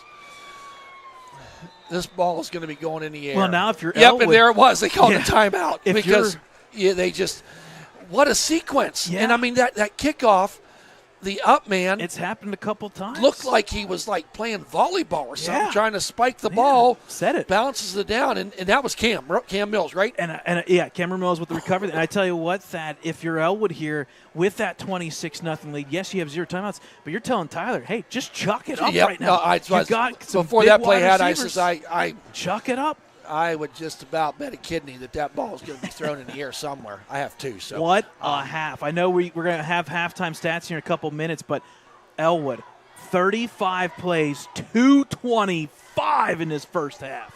Wow! Over almost 16 minutes of time. My out of 24, goodness. 2-1. Yep.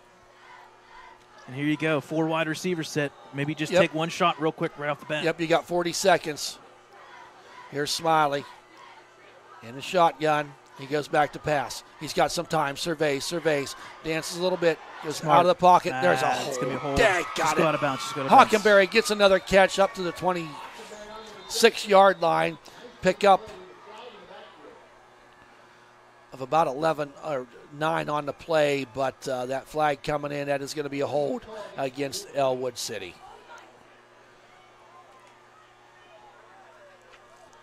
You could, oh, man, you, if you woke me up this morning, you could have never told me this is how this script's going to go. You and I have been texting for the last 3 days about it, and I did not. I did not see 26-0. I said Maybe before 13-13, I said but- before the game, if the I told you this, and the Wolverines are going to have to play that perfect game to win this tonight. If they Two quarters. and they have to this point, I didn't expect Riverside to make this many of the mistakes that they've made. 1st and 20, ball on the 47-yard line. Smiley. Back to pass. Throws it deep. He's Got his got man it down wide there. open. Dom DiNucci gets it down to the 12-yard line. With 23 seconds, Wolverines getting the ball. They got to spike this ball. They stop the clock. They do stop the clock to move the chains. And the Wolverines are right there. A huge play of about, he spikes the ball. They're going to mark the ball at the 11-yard line. So that was a 36-yard pass completion to Dom DiNucci. 12 officially. 12. It's a 12? Yep. Okay. You're good, though. So 35 yards. Dom DiNucci has 2 receptions tonight Big. for what, about 80 yards? First reception just a couple weeks ago, and for 41, now 41, 44. Big So plays. 17 seconds, the Wolverines, 1st and 10, ball on the 12-yard line. Smiley back to pass. Looks, runs out of the pocket. Got to hurry gonna the line. Go down. Almost go want down. to go Where's the down whistle? quick. You 9 gotta seconds. Go. Get up to the line, guys. Yep, I'm afraid they're not going to get a no, play you're off. not. Nope. That's, He needed to throw that ball. Yes, he did. He's going to get. No, Nope. It's going to be a flag. flag. That's going to be the end of the half. Yeah. Yep. They had the right intentions there. But make no mistake, the Wolverines came to this game to play football I would as say. they're leading this contest.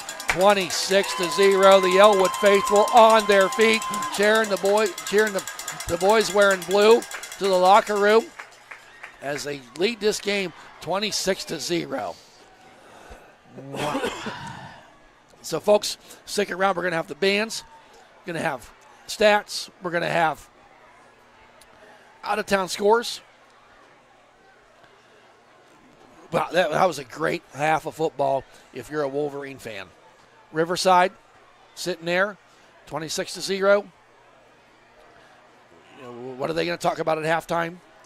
We'll see what they talk about and see if they can get something. I think you got to start with the line of scrimmage because they are getting bullied right now, and I think that's where it starts. You just got to make one play forward and get that initial first down. But again, like Dakota said, Ellwood gets the ball first. Yes, they do. So defensively, Yes, you got to they be do. saying, I mean, hey, yeah. I need a turnover.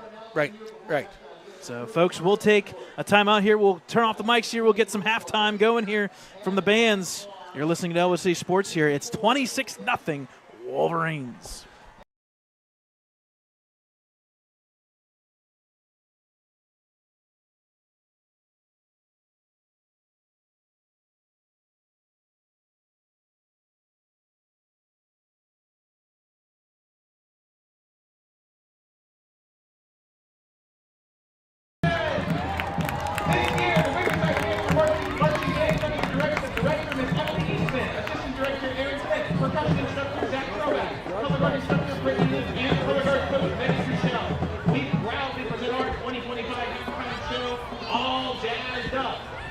We opened with Birdland by the legendary jazz band Weather Report. Originally composed in 1977, Birdland has become an anthem of jazz fusion, bringing together powerful melodies and electrifying rhythms to capture the bustling energy of New York's famed Birdland Jazz Club.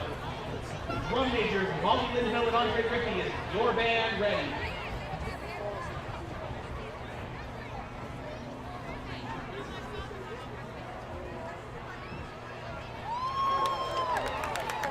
Featuring a saxophone solo by Brian Behe, please enjoy the Panther Band's rendition of Birdland.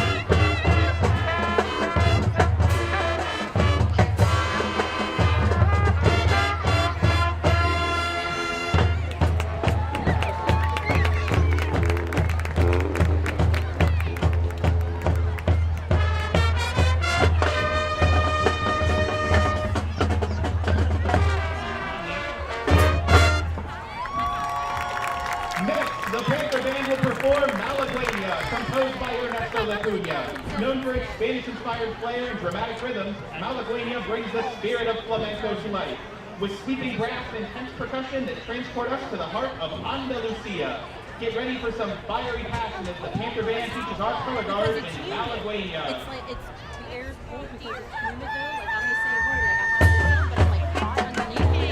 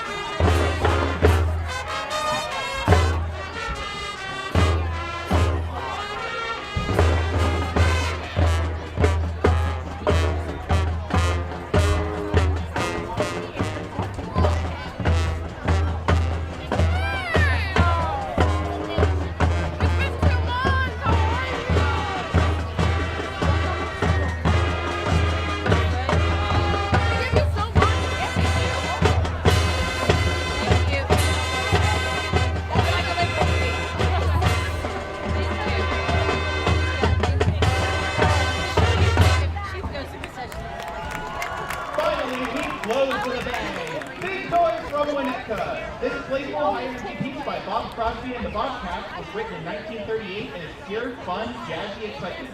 Known for its catchy brass and upbeat tempo, Big Noise from Winnetka will get your feet tapping and leave you with a smile. This song features soloists Wyatt Burry, Aurora Weaver, Ava Ryan, and Alex Boone. So they missed this entire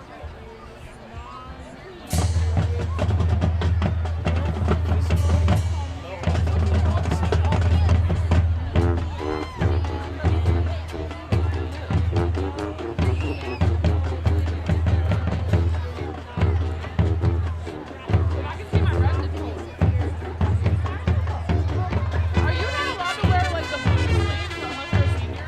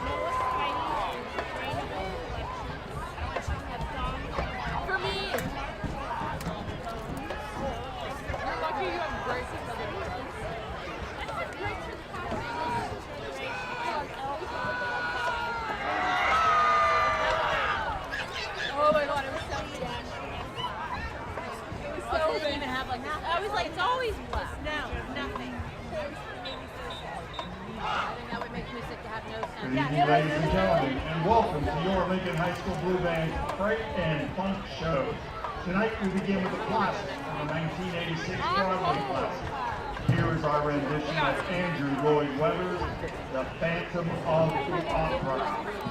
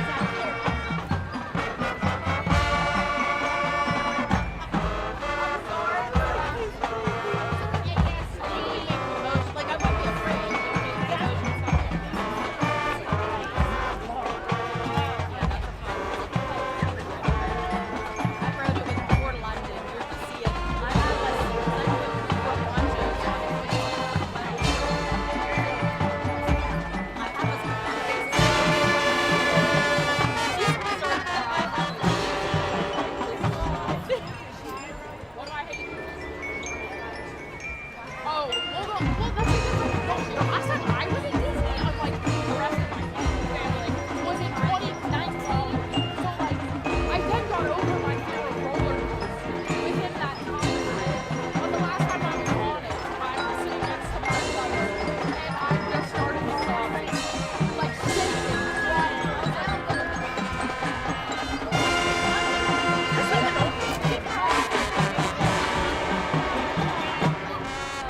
like, she was 4.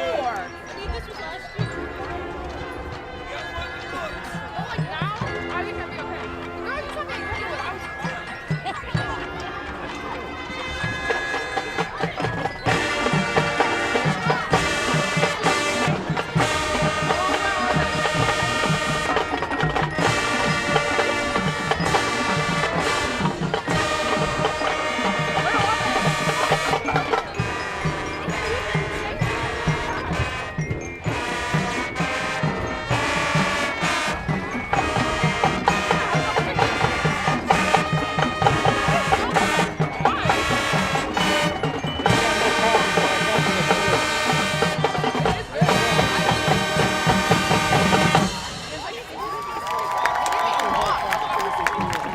Next, we're going to feature our Blue Band singers with a song that was their opener of their freshman year.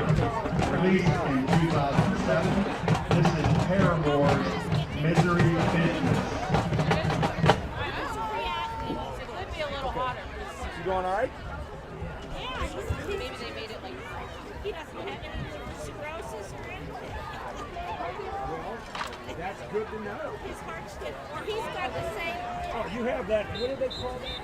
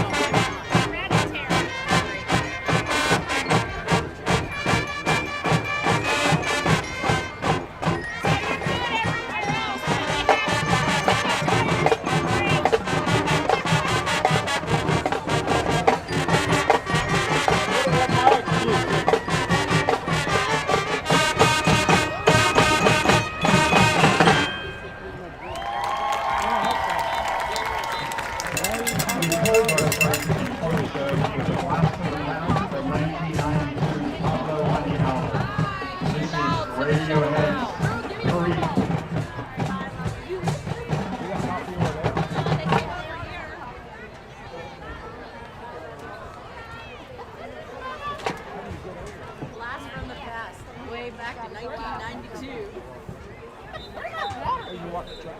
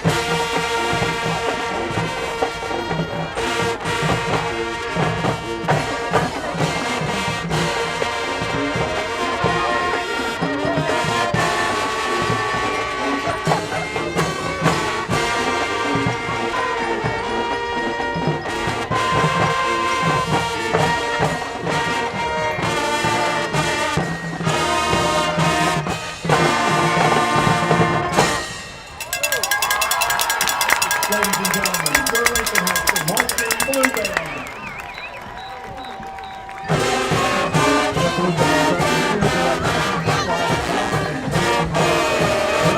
Mr. Lee Caldwell and Justin Miller. Choreography by Tyler Bacon Westfall. Percussion by Mr. Evan Krasinski. Logistics coordinator Mrs. Danelle Krasinski. And I am Bill Yogi, the voice of the Blue Band. Thank you for your support and congratulations to all the students participating tonight.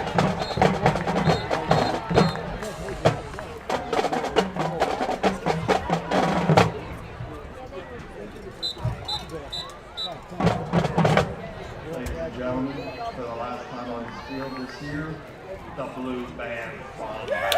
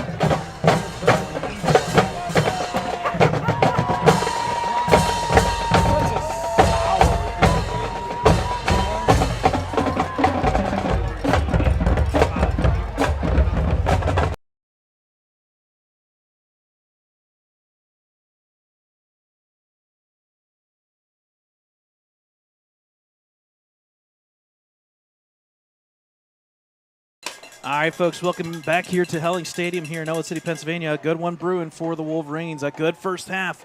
But we know football is 4 quarters. At halftime, it's 26-0 in favor of the Ellwood City Wolverines. On your screen now are the game stats from that first half, and wow, are they one-sided, folks. 26-0 in favor of Ellwood. Rushing yards 109 to 51. The Wolverines doubled up Riverside running, and passing a 3-to-1 edge 150 to 28.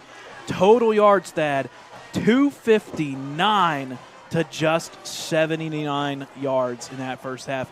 But more importantly, we said it all year, it's kind of gone both ways for Ellwood. Tonight, Thad, 3 turnovers by Riverside. It's gone for 12 points on that board of the 26. Penalties-wise, Ellwood, that's the one blemish, 6 for 50 for them. Riverside, 2 for 24. So there are your halftime stats, 259 to 79. Individual stats, Mason Haller, 9 carries for 32 yards, and that's pretty much it other than Alex Lucarelli, that 1 carry for 24. 14 carries, 51 yards, a 3.6 average for Riverside. For Ellwood City, Richard Cureton, 11 carries, 59, and a touchdown. Julian Frisk, 7 for 44. Tyler Smiley, 8 for 6. Ellwood City, 26 carries, 109. Touchdown in a 4.2 average. Aiden Gados, 3 for 11, 1 interception, 28 total yards. Tyler Smiley, 7 for 11, 153. And Thad, the most important stat, 3 passing touchdowns on the evening. Receiving-wise, Hunter Garcia, 1 for 15. Joseph Chill, 2 for 13, 3 for 28. And once again, Tyler Smiley, 3 passing touchdowns, 7-11 for 150. Dom DiNucci, 2 for 79. Cam Hockenberry, 2 for 35 and a touch. Daylon Curry, 1 for 24 and a touch. Dom Hogue, 1 for 6. And then Colton Golo, who started the scoring tonight, 1 for 6 and that touchdown. 7 catches for 150. And we'll do a shout-out here. Daylon Curry, 1 kick, 1 punt, 45 yards. That's the longest punt by any team in Ellwood's games this year. So he kind of holds a small little side note record. He also has been kicking off for 188 yards. So everything so far doing really good. Dom DiNucci with that 1 interception on defense for 24 yards as well. So far, Cam Mills, 5 tackles, 1 for loss, and a fumble recovery. Daylon, 4 tackles. And for Riverside, they've been banking on Tyler Richards and Tanner Richards, combining for 9 tackles, 1 for a loss. They also have a sack for 8 yards. And so far, folks, the line of scrimmage has been dominated by Ellwood. Some out-of-town scores here, folks. We'll start with the 4A Parkway West. West Allegheny up on Newcastle, up 10-7 at halftime. An upset possible there. 2A Allegheny, it's South Allegheny looking to Redemption City here this year, 20-0 over Apollo Ridge at halftime. Steel Valley travels to Olsha on Saturday. 1A, Big 7, Laurel all over Shenango. Looks like Laurel will go to 7-1 with 28-0 late in the first half. The other Big 7 game, Southside cruising past Neshannock, 21-7. They got a 2-score lead. Southside, that wishbone option, is doing very well. Rochester is losing, unfortunately, to Cornell, 20-0 in the non-conference. All right, most importantly here, folks, the 2A MAC. Union at Freedom. Freedom has an 8-point lead, 14-6 at halftime. The other big important game, Beaver Falls is up on New Brighton, at New Brighton, 14-0 at halftime. And, folks, upset brewing at Mohawk. The Warriors, 19, Western Beaver, just 7 at half. That Exciting stuff here as the season goes on here as we are in week 7. 2 games remaining for all these teams. But, the importance, every win is important, but the implications are just so much bigger now. There's been so many conference games. This game here, Brad, 26-0, the Wolverines. You went through all the stats there. The turnovers, the time of possession, the points off of turnovers. It's just working right now for the Wolverines. And they come out here getting the ball first to start off this third quarter of play. Kicking off will be number 6, Evan Skinner for Riverside. Here's the run up and the kick. Deep kick, and that is going to go into the end zone. So the Wolverines set up shop to start off this third quarter. You talked about Smiley there, 150 yards passing and several different receivers. I guess the surprise is Dom DiNucci. Yeah. Getting in there, getting in on the receiving action with 2 big catches in that first half of play. The running, balanced. It's just balanced, yes. 59 and 44 is pretty darn good. Curtin with most of the carries there, but 59 yards, and Julian Frisk coming in, giving him some relief. Big plays. Yes, it has been big. 1st and 10, start of the third quarter. Smiley, handoff to Frisk, makes a man miss. He's going to get some positive yards up over the 25. Is number 7, Joseph Chill, gets the tackle, but a nice pickup. We'll call it 6 yards on that first down run for Julian Frisk. Just one play in this third quarter. Both running backs over 50 yards. So Smiley now, sidecar to his left and right. This time, hands off to Curtin. Oof. And he's met with authority and taken down quickly by number 54, Tyler Richards. This Richards kid, Tyler that is, the 6'3", 245 senior, he gets his mitts on you, he's usually bringing them down. Once again, senior night, such a big night, and it was huge for the band as they exited the field that last time. Yeah, for the last time at Helling Stadium here. They sounded good tonight. Yes, they did. Helps when the weather's nice and brisk. Yes, 3rd and 4. Smiley now. Once you go out there, makes a great circus catch by Curtin. That was a beauty. And going to be a first down as Hunter Garcia gets him out of bounds. But Curtin came out of that backfield, kind of that wheel route, out to the left and just kind of tipped it above his head to himself, pulled it in, and picked up a nice chunk of yardage, getting it out to the 39-yard line. Thad, you said it. Talk about the passing the love across the board. 7 different wide receivers now for Ellwood with a catch. Almost 300 yards already, just like that. My goodness. So now Smiley going to go back to pass. Throws it out there, finds Barbario, makes a man miss, outruns one man, hits another one, and gets it into Riverside territory, down to the 44-yard line, gave him forward progress. A 17-yard gain. More than that, 22. Or 22. Yeah. Forgot to carry a 1. 22-yard gains. How many yards passing are we at? I'm just curious. He was at 150. We're already at officially 185. Okay. 300 yards now for Ellwood on offense. So 1st and 10, ball on the 39-yard line. There's a handoff to Curitan. Follows his way forward. And that's something, as we've seen Richard Curitan mature throughout this season. He didn't get many carries last year with Elijah Palmer McCain here. But when Curitan's taken that initial hit, he's learned how to fall forward and drive them legs. And he took a 1-yard gain, and now you got a 2nd down and 7. Thad, we talked about that time of possession. This is just adding to it. It's now over 17, 18 minutes now. All things going well for Ellwood. Yes, it is. Now 2nd and 7, ball on the 36-yard line. Got enough men up on the line, had to count.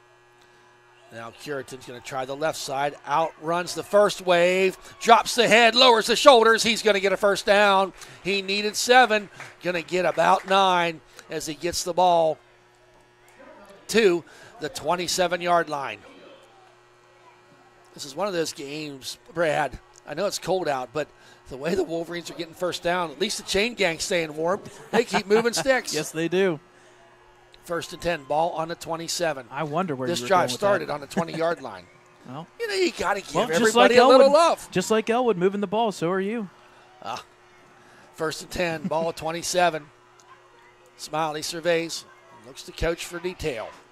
Gets it. 5 on the play clock. Back to pass is Smiley. Almost gets hit. Got Gonna him go open. deep. Touchdown! There it is! Dom DiNucci! 27-yard touchdown with 8:44 remaining. Woo-hoo! How did he get behind the defenders? Nobody knows, but he did it. 27-yard touchdown. Over 100 Making the score yards. 32-0. Wow. Have a night. Dom DiNucci. DiNucci, the junior, makes the score 32-0. Wolverines march 80 yards methodically. Thad, the night is still technically young. And here's the extra point by DeLon Curie, held by his good friend Dom Hogue. The kick is up, and it gets blocked. So you got to chuckle just a little bit. the launch angle needs some work, but Wolverines offense is a clicking, leading this game 32-0. 80-yard drive, Brad. I know you're working your stats over there. How many of that was pass yards? It was 7 imbalanced plays, again. 80 yards, and now officially Ellwood at 212 passing and 127 carrying. That is a top. I mean, folks, that is a balanced attack. 2 running backs over 50 yards, and Dom DiNucci now, I think that was a 24 some He's going to get his name in the He's paper. over 100. He's over 100. With just Wow. 3 receptions. That's the neat thing about it. And in Tyler Smiley, we trust tonight, and he's been on point. 1 bad pass, and he got lucky with the dropped interception. 4 passing touchdowns. But you think about it, on that drive there, he had a 8-10-yard pass to Barnes. The pocket. And he's finding DeLon. He's finding Dom. Yeah, Give credit. Finding Cam Hockenberry. Here's a run up and a kick. That offensive line has been good. Taken at about the 18-yard line by Hunter Garcia. Going to try the right side. Gets bottled up and taken down. Actually from behind. Guess who? Colton Golo. I don't think that young man knows how to hit easily. No. If he's going to touch you, he's going to get his money's worth. 1st and 10, ball on the 38-yard line. As Riverside gets their first possession at the 8:37 mark. Time of possession, 20-7. There's a pass out there to Garcia. Tries to wiggle and waggle. And Declan O'Brien and Barbario are there after about a 4-yard gain.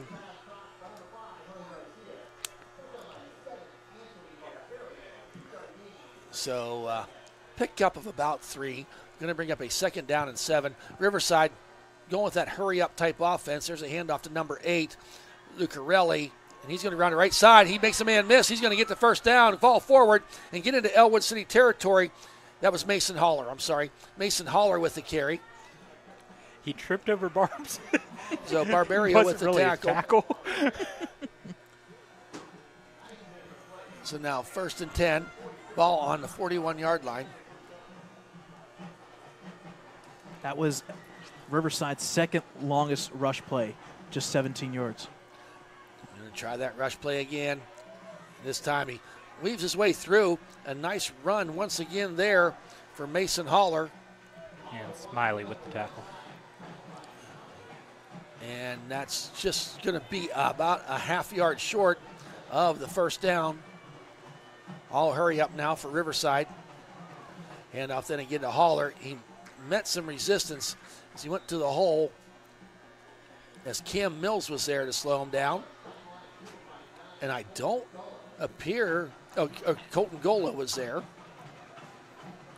I don't think he got the first down, surprisingly. I think they're going to measure it, though.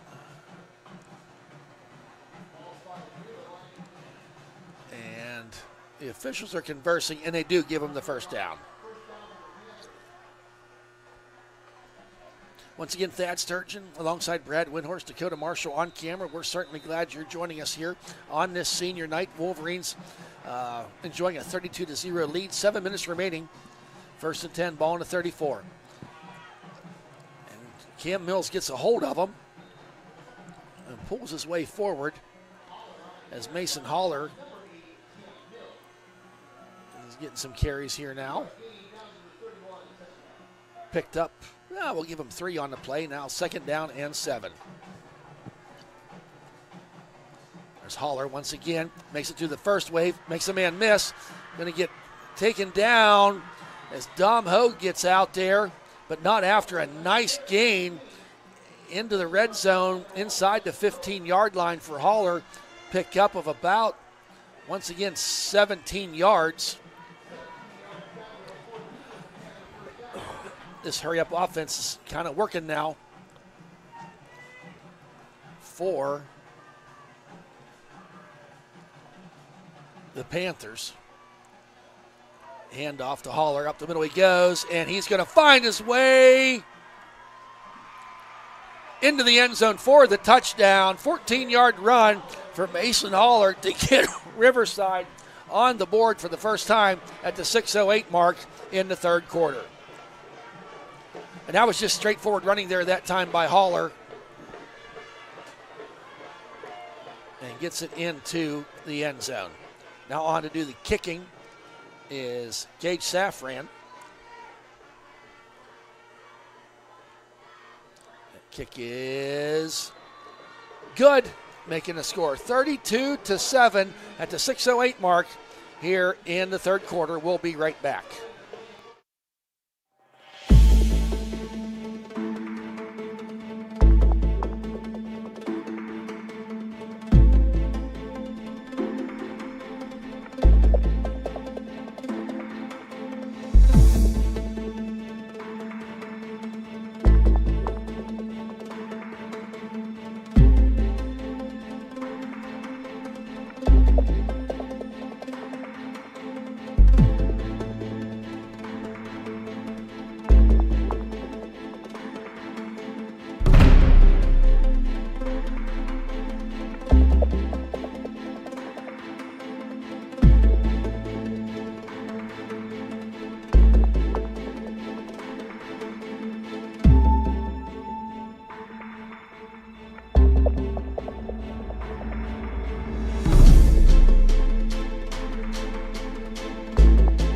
Welcome back, folks, as Riverside gets their first score of the game. That was officially 7 plays, 62 yards. They doubled up your yardage just like that one drive. So now Riverside will be kicking off. Back to receive is Dom DiNucci and Dom Hogue. Here's the run-up and the kick by Skinner. And he is consistent. Put that one through the back of the end zone. We've seen him do that twice so far tonight when he's had 2 opportunities to do it. So Wolverines up by 25, 6:08 remaining in this third quarter. A little shout out there to Mason Haller. He's got 15 carries, 90 yards now in the game That's the bright side for Riverside, and you get one score, you never know. It could get a little consistency in offense running the ball. You never know. You can possibly get a quick But score the best back. way to answer that is Like a long drive. for a score by the Wolverines. There's a handoff to Curitan. Not much running room there. Going to get a couple as number 55 comes up from the bottom of the pile. That is Tanner Richards.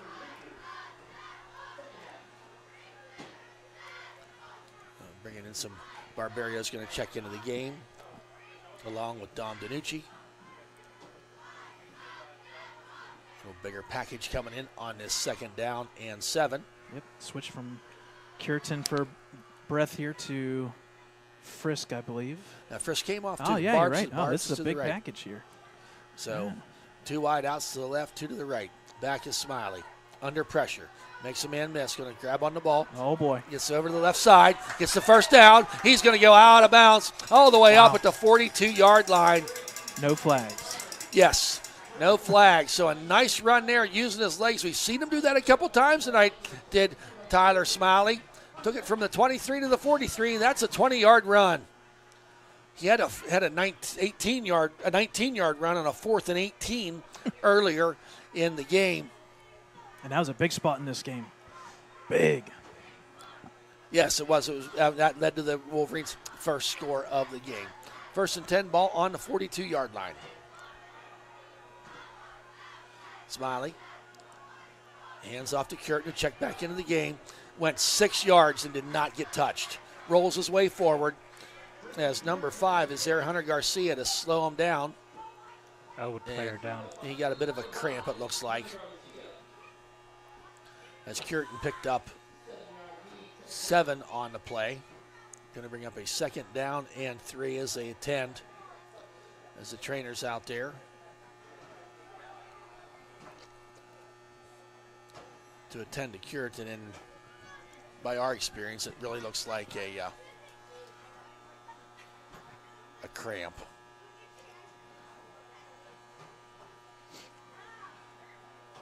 So don't forget, folks, Tuesday night we'll have, I'm not sure which one we're going to have. We're going to have a home soccer game, and the girls volleyball has their senior night. So it appears, I think we'll be doing the senior night for volleyball. Now Richard Curtin up to his feet. Cramp goes away. Finds himself running off the court. Field, I'm sorry. No, Said it's okay. volleyball, I went court. Listen, volleyball here on the football field would be kind of interesting, just saying. It would be. You would get some interesting bounces. Be a lot of light blinking with every point that goes on. So 2nd and 3, ball right at midfield at the 50-yard line. Wide out to the left, wide out to the right. There's a handoff, and he's not going to get enough for the 1st down.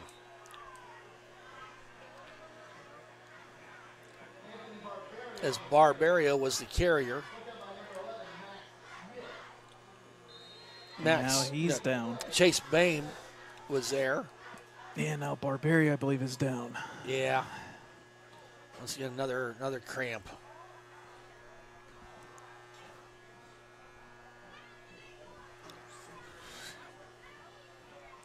So as we tend to the cramp here, as I said, we have the game Tuesday, volleyball game Tuesday night.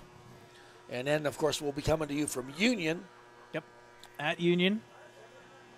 We'll be covering that one up near the landing strip of the press box. We will have that one for sure. And the way that things are playing out, it's going to be a big one, folks, if you're a Wolverine fan. We still got a whole quarter and a half to play, but that Union game now becomes very important because it looks like Beaver Falls may pull the upset against New Brighton. Yes, and that's going to really jumble up that. So Oh, it does. as Barbario gets back to his feet, and he's going to find his way on his own power.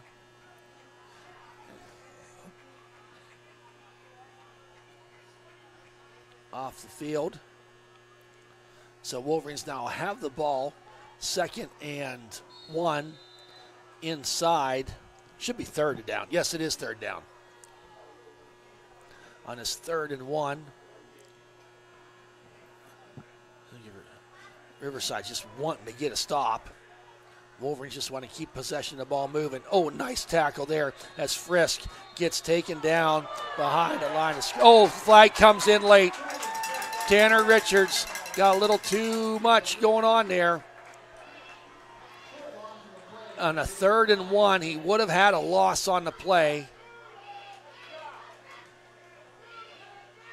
The flag comes in.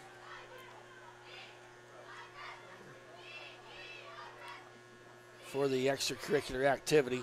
That is personal foul. And I think that might be like the 3rd first down the Wolverines have got tonight via the penalty, because they had him stopped at 3rd and 1. And they're going to get 15 yards the easy way, all the way down to the 35-yard line. And that's as a coach, that has to drive you nuts. Yeah, and Thad, when have we said this in a long time? That is Ellwood City's 18th first down of the game. Wow. 4:04 remaining. They're up 32-7. Oh boy, Smiley, the wheel route is open. There it is. Touchdown! Daylon Curry gets the 35-yard reception. That's 5 touchdowns. And he's going to get nailed with a flag for excessive celebration, I'm afraid. But it's after the touchdown. It's 38-7. And a 35-yard touchdown pass from Smiley. Daylon just had that wheel route, and he was off to the races, and Smiley put it right where he needed to be. 5 passing touchdowns for Tyler Smiley, but unfortunately for Ellwood, the assessment for this penalty is going to be on the kickoff, so that's going to be a big return option here in a couple plays. But right, give credit to Daylon getting the catch and the touchdown, but you wait until this game's over to celebrate. Right. We'll celebrate in the field house afterwards. Well, I think Daylon, as he's pleading his case. Yeah, he's apologizing, and he says, my bad, and he needs to. And it looks like Ellwood's going to go for 2. Yep. So, sends Daylon in motion. Back is Smiley. Looks down there. It's there. What a catch! Dom Hogue. Dom Hogue with the 2-point conversion, and a pretty catch for Dom. Let's see the lights flash. The Wolverines scored again. They're up 40-7. Wow. We'll be right back, folks. Oh, man.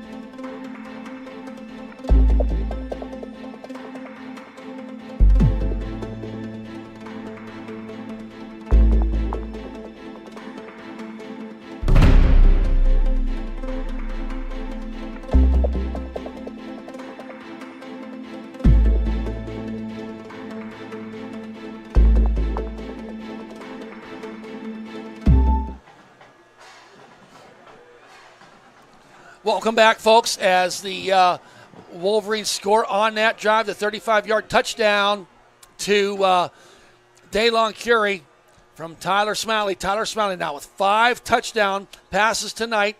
He's gone over 1,000 yards, so a nice milestone there for Tyler Smiley. Gets over 1,000 yards in Week 7. I'm sure if you're Coach Bradley, you're going to want to see him get a whole bunch more yards in the next 2 games, plus this one and more to play. So here's the run up and a kick by Daylon. Oh, that's a live ball. That is a live ball. Still live. Oh, man. And I got confused because I was following the tee. Daylon kind of punched that a little bit low, and the tee actually went further. They picked the tee up at the 41-yard line. And I was like you, Dakota. I'm watching the camera tee. was I'm fully like, following the tee, not the ball. So either way, and it kind of kept its way in bounds. That was something else. Only on Ellwood City Sports, folks. So after all of that, we're okay. Riverside gets the ball at the Ellwood 47-yard line, their best field position of the night. There's the keeper by Gatos, and Oh, boy. My. Tyler Smiley He's was not having a fooled, and night. Cam Mills was there to clean it up. Wow, what a night. Second and loss of 3 on the play. Going to bring up a 2nd and 13. Back to Pat. Oh, Gatos dropped the ball. PJ gives chase. Throws it out there and tipped it and got into the hands of number 7. There's a flag coming in, and he's going to go down the sidelines. Can he get in the end zone? He's going to be shot down at about the 5-yard line. As Dom Hogue was there, Joseph Chill got the tip ball and then ran about 30 yards after the catch, but let's wait and see what the penalty is. It's going to be a completion to Joe Chill, and then the wide receiver downfield in front of Joe was holding. So this is going to come back a little bit, I believe. Not sure how much, though. It may be a situation where no, it is a face mask. Never mind. Against Ellwood City. Okay. So, well, check that. I thought maybe a hold downfield, but face mask, and that's big. Either way, they do mark the ball at the 6. Yep, we're going to call it at the 6. So Riverside wanting to answer the points that Wolverines just scored.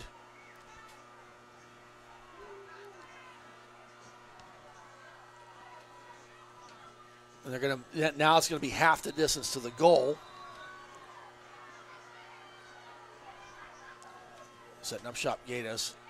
Handoff around the left side and into the end zone goes Mason Haller for the 3-yard run, making the score 40-13. An impressive drive there by Riverside as they took that ball, 47 yards, Brad, in merely 2 plays.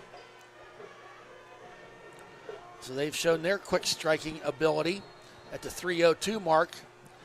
They're down 40-13, attempting the extra point. Good snap, and that kick is good. So at 3:02, Ellwood City Wolverines leading 40-14. We'll be right back.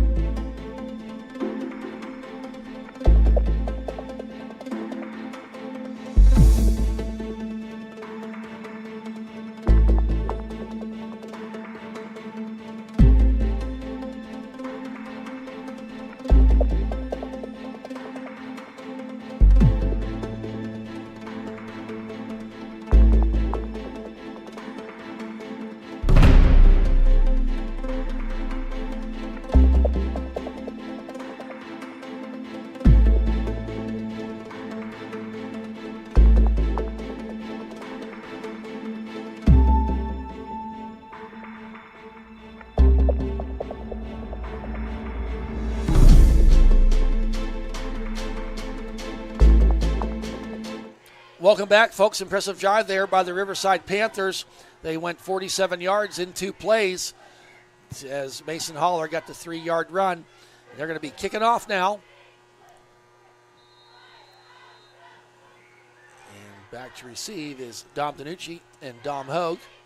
Here's a run up and a kick by Skinner. This time, Danucci almost falls to the ground, but he picks it up at the 4-yard line. Tries to go up that right sidelines, and he's going to get taken out of bounds by number 5, Hunter Garcia, out at the 26-yard line. So about a 21-yard return for Dom Danucci. So the Wolverines now setting up shop offensively. 1st and 10, ball on the 21-yard line.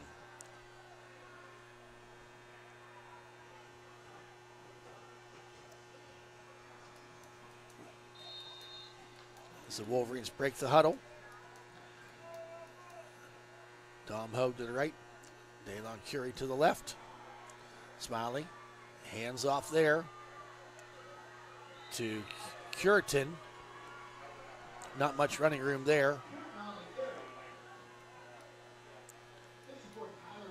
Tyler Richards once again with the tackle.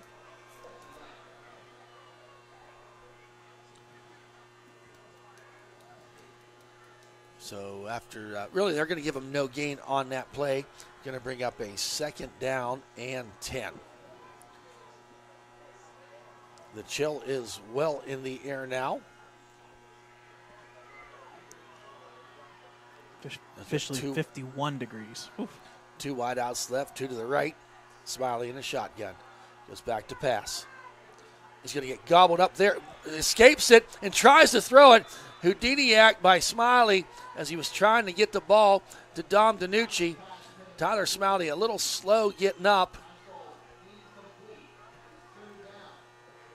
And the pass is incomplete, so it's going to bring up a 3rd down and 10.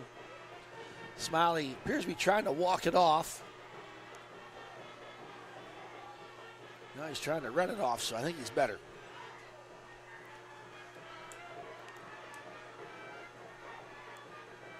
So 3rd and 10. Wolverines have done better tonight on 3rd downs, but have not been faced with these real long ones. 3 wideouts left, 1 to the right. Smiley back to pass. Throws it down there. Finds Dom Hogue. He's off to the races. He gets a block from Hockenberry. Got the 1st down and more. A nice run by senior Dom Hogue all the way out to the 40-yard line. Needed 10. Got 19. Give him 20. Tackle was by number 11, Chase Bame. But not before 1st down for the Wolverines, and that gets Dom Hogue in the action. He had 1 catch early on. And talk about these wide receivers, and that wide receiver screen was wide open. It was, and we run it like every game. You think defenses would start to be ready, a little privy to it. There's a handoff, Frisk, and he's going to be taken down behind the line of scrimmage. Yeah, and he's hurt. As number 74 was able to get in there and get him. I'm just glad he got back up because he almost like let go of the ball. You could tell he was like, ow. Yes, Broccoli Astro was in there to make the stop. So actually going to lose about a half a yard on the play.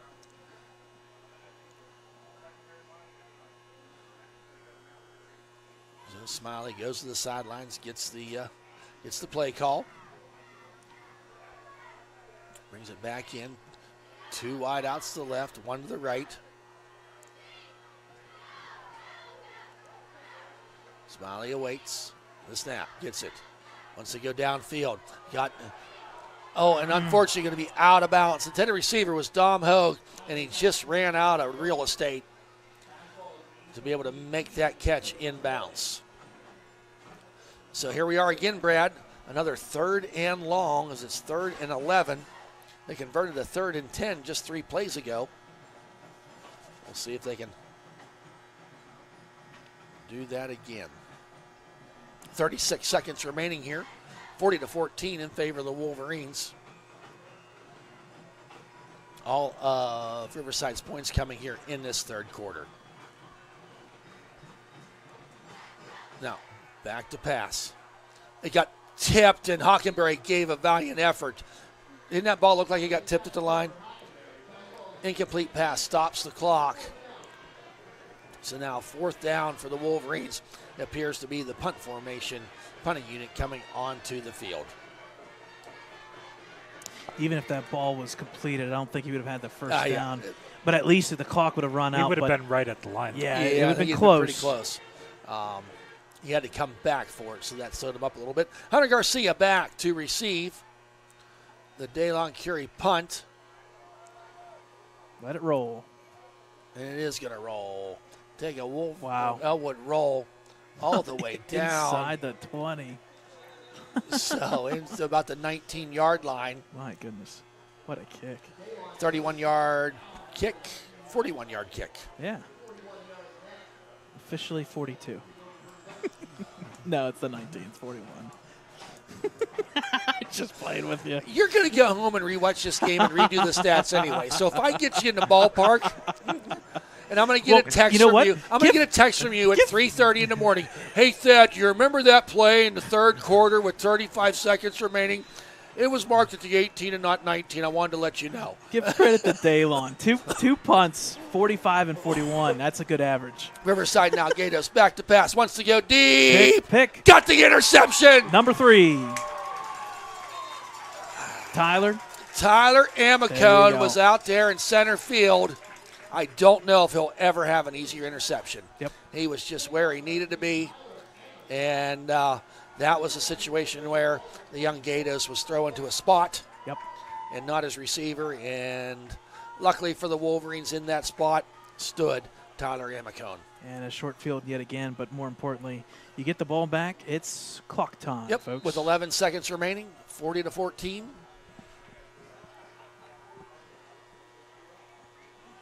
This now Smiley, shotgun, hands off to Curtin, Oh, and don't he's go that way, gobbled up. buddy. Don't Oh. go that way. Oh, yeah, Oh. number 74. I He's think- having a field day over there right now. Brock Astro, 6'2", 255, and he looks bigger than that from this angle. We need to stop going to the left. Yeah. Literally. It's the long side of the field every time they do it. So there it is, folks. That's the end of the third quarter. Wolverines leading 40-14. We'll be right back.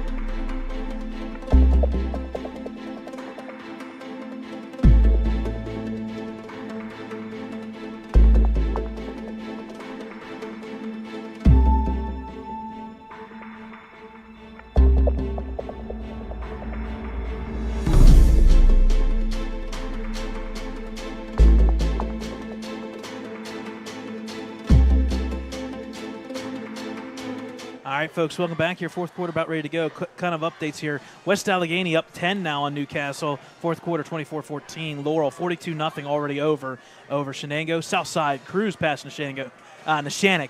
Third quarter 35-7. Beaver Falls still 14-0 last time we checked.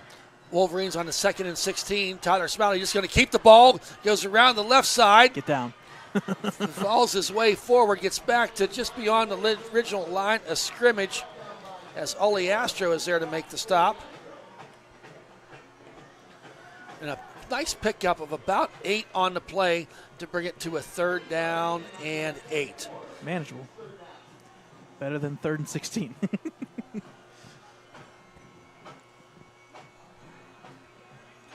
So that's the one thing maybe here in recent drives, the Wolverines have found themselves a lot more in them 3rd and 8 to 10, where we didn't see that in the first half.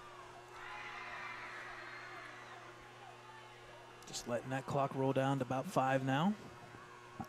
So, Smiley wants to go back to pass on the 3rd and 8. Got Finds, him. Oh, had he had Barbario and just let him a little bit too much. Barbario had to do some shaking and baking to get to the 1st down mark, but was unable to get the ball secured. Yeah. So now it's going to be 4th down and 8. Those are one of the plays there, folks, where you want Tyler to not only set his feet, you almost want him to step up.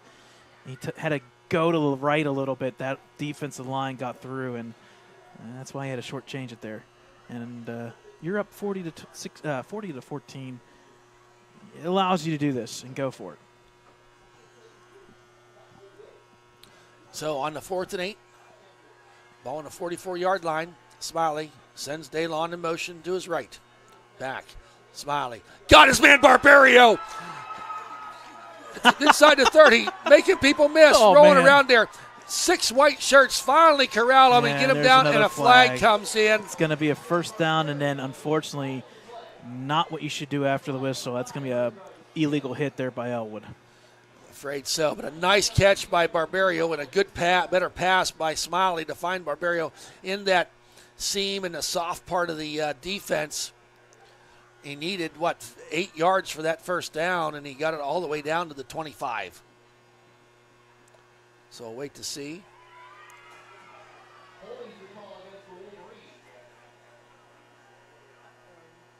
I didn't expect holding. I expected a legal hit. Interesting. So the holding call.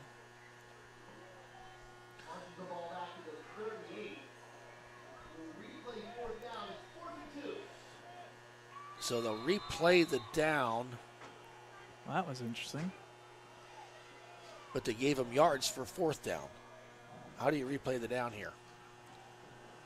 You understand my... No, it's correct because it's not a loss of down, but so it's still 4th. It's just I did not think it was a hold. Quite honestly, to me, you're playing 4th down twice. Yeah, you had which you are. You had it 4th and 8, but you gave you 6 yards on 4th down. Yeah, just a weird segment there. Ellwood City have to take a timeout as that play clock was winding down towards 0. So now 4th and 2, ball on the 38-yard line. Wolverines used their first timeout of the game. Hey, a great big shout out. A long-time tradition here at Ellwood City. I mean, the Thursday night dinners. They've been doing them. I mean, urban legend has it that they fed Moses before he took the tablets up the mountain. I mean, that was a long time ago. A long-time tradition here with the Thursday night dinners. And last night, the Patterson family supplied that dinner. And I knew that they were supplied steaks. Sirloin steaks. Got it. Wright's Meat Packing. They approached me, says, Thad, where's the best place to buy the best steaks? I said, you go down to Farm Bell to Wright's Meat Packing. And I was down at Wright's today, and they said, did the football team like it? I said, I haven't talked to anybody yet, but I'm sure they did. So thank you for the Patterson family for that's when you getting say, that. They not only they cooked them. You cook 70 steaks for somebody. You got to know what you're doing and on all the sides. So thanks, guys. 4th and 2, ball on the 38-yard line. Tries to run up the middle, and he's going to have enough for the first down. Fourth down specialist here tonight with running the ball is Tyler Smiley. Well, Thad, that's when he needed 2, got 3. I'm sorry. No, that's when you tell Wright's Meatpacking there, did you even have to ask? So Wolverines now with a new set of downs, approaching the 10-minute mark remaining in this contest. Wolverines leading 40-14 on senior night. Smiley in the shotgun. He's going to keep it again. Bounces it to the outside, gets a step, and he's going to get ridden out of bounds by number 54. But a nice gain on the play by Tyler Smiley as Tyler Richards, T-squared, brings him down up at the 26-yard line. That was a 9-yard gain there by Tyler. Yeah. And right now they're just able to, when they're going to that outside, well, if they get past that first seam, that first wave, it's a foot race, and they're getting 6 to 10 yards every time. Everything they're doing is at will.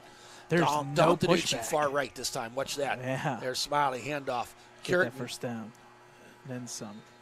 So got some more. There's some kids throwing a ball. I see it every time. And it's on point every time. So it's like they know when the play is going to stay hot, and it looks like a flag's being thrown. And certainly don't discourage kids coming to a game and having a good time, but just the angle you and I are looking at it. It looks like I see it every time on my screen. You catch it on the camera every once in a while, and it gets me. I'm like, wait, what is that? And we had the pink flags last week or whatever, so it caught me. And all that excitement, we got a first down, 1st and 10, ball on the 21-yard line. Smiley now. Hand off to Curtin. Tries the right side this time. Pushes the pile, meets a wall. And going to pick up about 4 yards on the play as Richards is in there to make the stop. So Curtin comes up. Little bit of a limp to him. But 2nd and 7. Right now, Wolverines in no hurry. Letting that play clock get down. As Barbaria's in there in that sidecar with Frisk behind Smiley. Handoff is to Frisk. Weaves his way through there. And not much running room there. Gets some positive yardage. number 51 with the tackle. Hunter Guthrie. So going to give him a couple as the ball sits there on the 15-yard line. So about a third down, and I'm going to call it a long 5, Brad. Most important thing, that clock just continues to roll. We're approaching the 8-minute mark. There's Smiley. Handoff to Frisk. He may get pushes this. that way forward. Yes, he's going to be gonna darn close on the second effort. I think he is going to have it, Brad. Yep. And that was just hard running there because about 2 yards into that 5-yard run, I thought he's so close. Did not give him the first down. Now it's going to be 4th and. Yeah, they're still assessing. Yeah. They're saying it's short from the Yep, far they gate. gave it to him. Okay. Well then. We'll They take have it. that official. The man with the white hat on makes the final call. And they're going to roll that clock. Which I'm fine with because this is a late game all of a sudden. It's already 9:30. Is It's- it really? It's late. And that Laurel game is already, it's been done for almost 20 minutes. Whew. So here's Smiley under center. Handoff. Oof. Frisk, not much running room there. Big number 74 was there to take him down. Brock Oliastro. Well, that third quarter was our longest by That far. was by far. You Yeah. are right, Dakota. Back and forth, 28 Well, points. you had 4 scores, so Yeah. you got to stop for that and Yep. watch the light show, and I like it. Sure. I don't like it. I love it when there's just touchdown. That's the only time, and then that's good enough for me. Well, that's the only time they do it. So 2nd and 9, ball on the 10-yard line. Handoff, or Smiley takes that direct snap, gets a couple yards on the play. What I'm saying is I want it shorter. Okay. So I'm always afraid that something's going to happen with complete dark. I'm just saying. That's all you need is a kid to get injured with a light show. Just saying. Man, when did you turn into an old man all of a sudden? Well, I read a tweet by Bob Greenberg up there in Okay, D10. well, if Bob Greenberg says it, you know it's true. good. So 3rd and 7, ball on the 8-yard line. So getting down to 5 seconds on that play clock. Wolverine's got to move here. 2 seconds, 1 second. Daggone. On a 3rd and 7, you get a delay of game from the 8-yard line. So milk the clock just a few seconds too long on that one. So now it's going to be 3rd down and 12.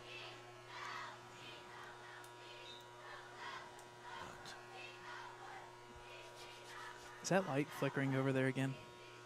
Am I seeing this correctly? I'm looking over. I'm and not seeing watching it, but probably. That light's constantly flickering. Oh, there it is. Yeah, it's flickering. So It just 3rd caught and my 12 eye. now to the 13. Smiley back to pass, rolling out boy. to the right, gonna roll looking, dumps it off there. Oh, boy. To Barbario, that's 6. and he's going to get. That's got to be 6. Oh, another. Oh, it's not a flag? Them playing catch again. Jesus. But I do believe he got enough. He the first needed down. 12. Yeah, it's inside the 1. So Barb's with another catch tonight, I wanted that touchdown so bad. and I think he did too. So now it's 1st and goal Roll him out. from about 2 football lengths away. I want that touchdown. 6 passing. I guarantee that's an Ellwood record there, or tie it at least. That'd be kind of It's cool. a deep record book. No, you just Here's run it middle. Smiley, under center. Hands off to Barbs and lets him finish. That's a coach for you. As Barbario gets into the end zone for the touchdown. A little bit of a delayed call, but we got her done. As the 1-yard run, making the score 46-14. Extra point forthcoming. 5:34, the Wolverine mark the Wolverine score. Their 6th touchdown of the night. And they're going to go for 2. Okay.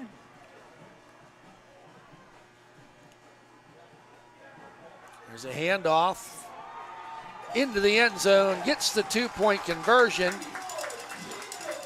Jacob Ettinger comes in on senior night.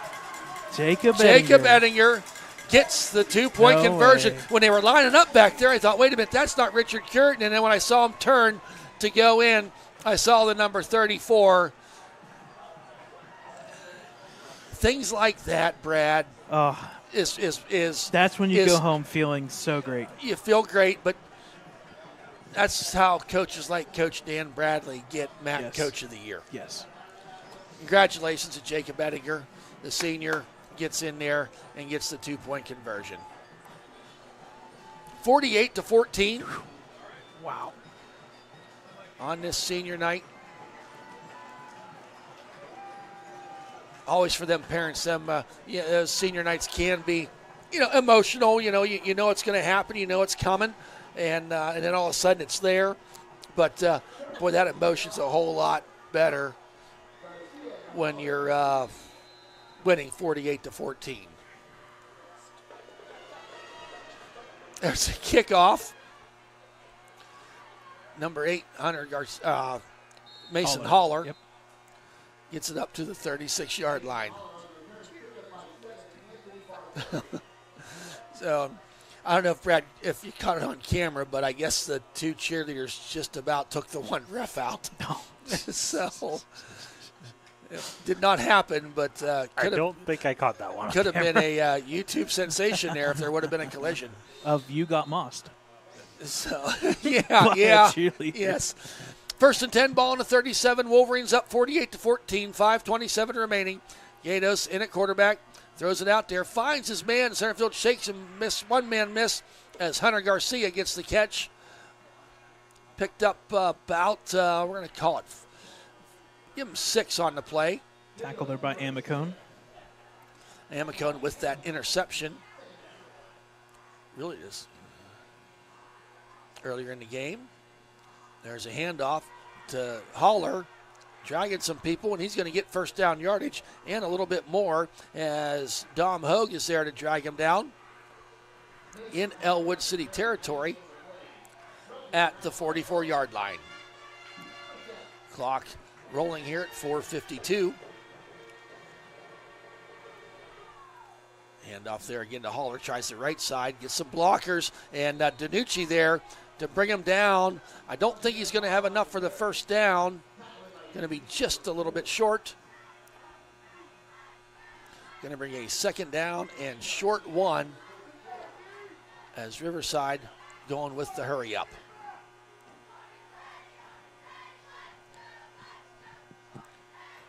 Quick pass out there. Makes a man miss. Goes down the field, and he's going to be drugged down there Nick Condell. by number 70, Nick Condell, and that was Hunter Garcia with the catch. A nice pickup. There is a flag on the play. Go tell Keeley his mic's not working. I think he found out now. Oh, did he? I Okay. heard a click. I'm sorry.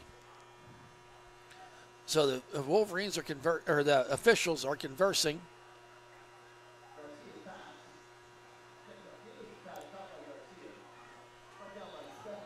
I don't know what the. I think this is going to The be the yard and then debate. back. I think it's yardage and then back from the looks of it. Yeah, as they're, I think they were trying to find the spot of the ball, So which the right now is 17. on the 17. Yep. They're going to, I think, take it back to the original line of scrimmage. Yes.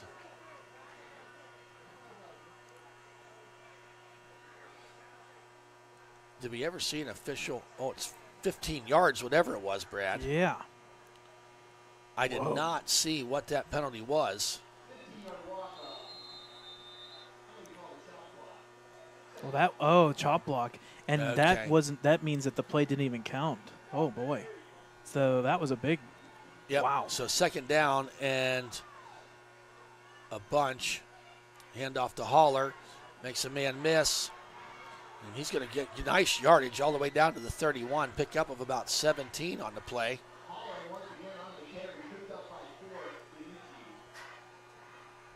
as DiNucci gets the tackle. So that is going to be enough for the first down. 3:47 remaining. Who was that completed to? Holler. Fumble on the play, and who jumps on it was Mason Holler. I think P.J. Du Bois had that initial hit. And P.J. was there to stop him. So loss of a couple on the play, going to bring up a 2nd down and 12.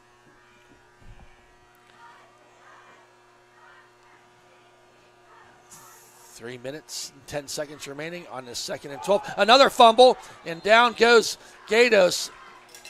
Things just got discombobulated right from the start on that play, and Gatos could do nothing but just jump on the ball. Another loss on the play. So it's 3rd down now. Ball from the 37. Going to be about a 3rd and 16, 17 maybe.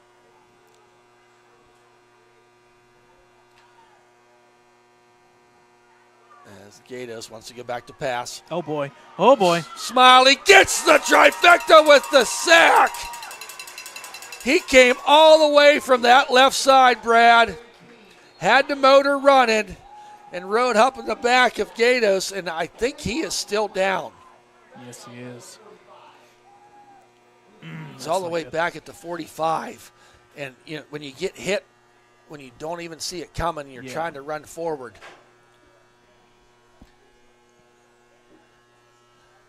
And now it's going to be 4th down and a bunch, but more importantly, the injured player. Give a little shout out, making that drive down, a 4-hour drive there. We were talking about it with Mondell. Yes. Came down, and he gets to go home on a 4-hour journey back and feel pretty happy for the Wolverines. Yes. So Tim Mondell, class of mid-70s, Gatos is up and running off the field, and his brother is going into the Hall of Fame. It's big. This year, Ellwood City Sports Hall of Fame. So we'll have those announcements have been out. I don't have the list. I don't want to say just half of it, but we'll have that. All the coverage about that here when I'll be doing that in basketball season. Hard to believe that is just kicking off here. 3.5 weeks. That's crazy. It is. 4th and 23, ball on the 45-yard line.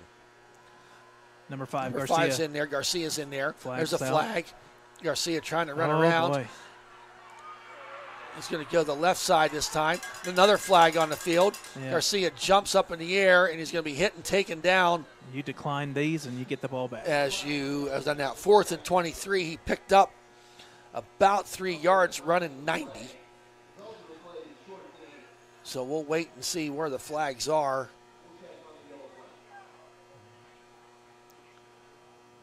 You give them the 1-yard gain and decline everything and move on. Yeah, false start. That is declined. Illegal block in the back. That is declined. It's Ellwood City ball. $1:59 remaining here. Wolverines leading 48-14. They're not over there. Oh, right. They left a while. Oh, they already. So the Wolverines will take over. 1st and 10, ball at the 45-yard line. Stick around, folks. We'll have some out-of-town scores for you,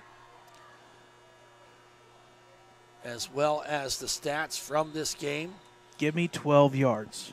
Why is that, Brad? Because we could hit 500. All righty. We got 2 minutes to do it. Nick Doster, 14. Doster is in at quarterback now. He's going to keep it. Go around that left side. He got the motor running. Oh, boy. He got you 10 of your 12 you needed. A nice run by Doster. And a nice moment, we're seeing here on the sidelines. He got it. A lot of these seniors, he did get the first down. And that's 12. He got 12? Yes, he did. But I know the way you are. If they kneel down. 72 plays, 500 yards. So. But they take a knee, you'll take one away. Oh, don't you dare. I know you. You're Mr. Stat guy. Minute 51. as he went out of bounds. Doster in at quarterback. Ettinger in the backfield. Now we have some kind of substitution issue here. What's this all about? 12 men on the field. 12 men on the field, okay. Somebody did not come off. So it's still going to be first down, 1st and 15. And you'll sometimes see that as we're trying to get some of the JV players playing time on. There's a handoff to McCandless. Going to get a couple as 55 brings him down. Who was on Tanner field? Richards, McCandless, number 34. Thank you. Oh, You mean Edgar? Keeley called Or it Ettinger, I'm sorry. Yes. I had the right number, wrong name. So next up for the Wolverines, as we said, will be at Union Friday night.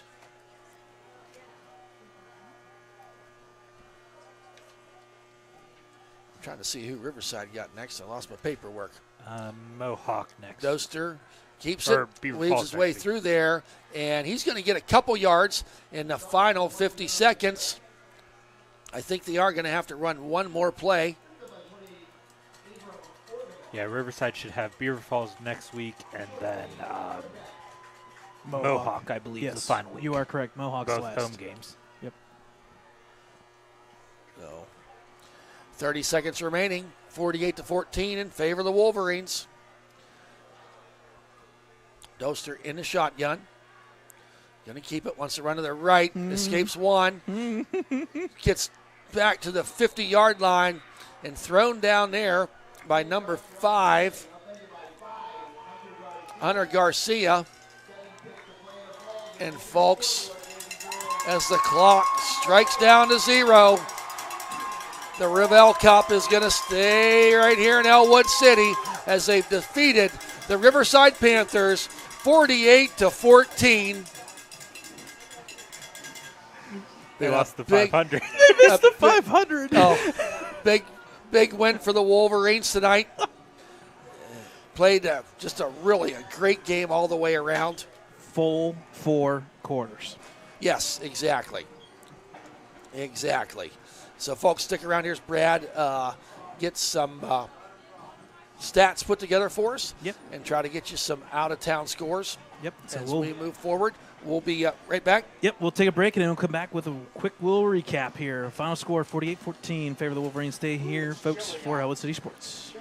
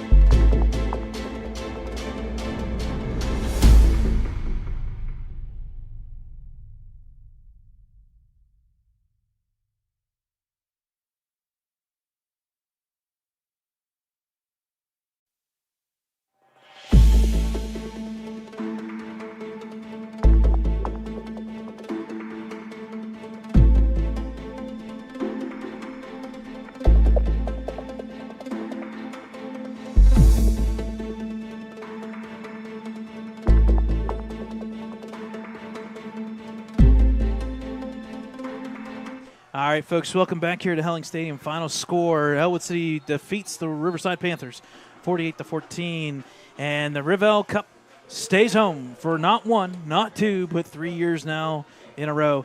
That's the 40th RivEll Cup. Riverside still leads the series, but now it's a little bit closer, 22-18. Final stats here, folks. A wild one here with a lot of yards, all in favor of Riverside or Ellwood.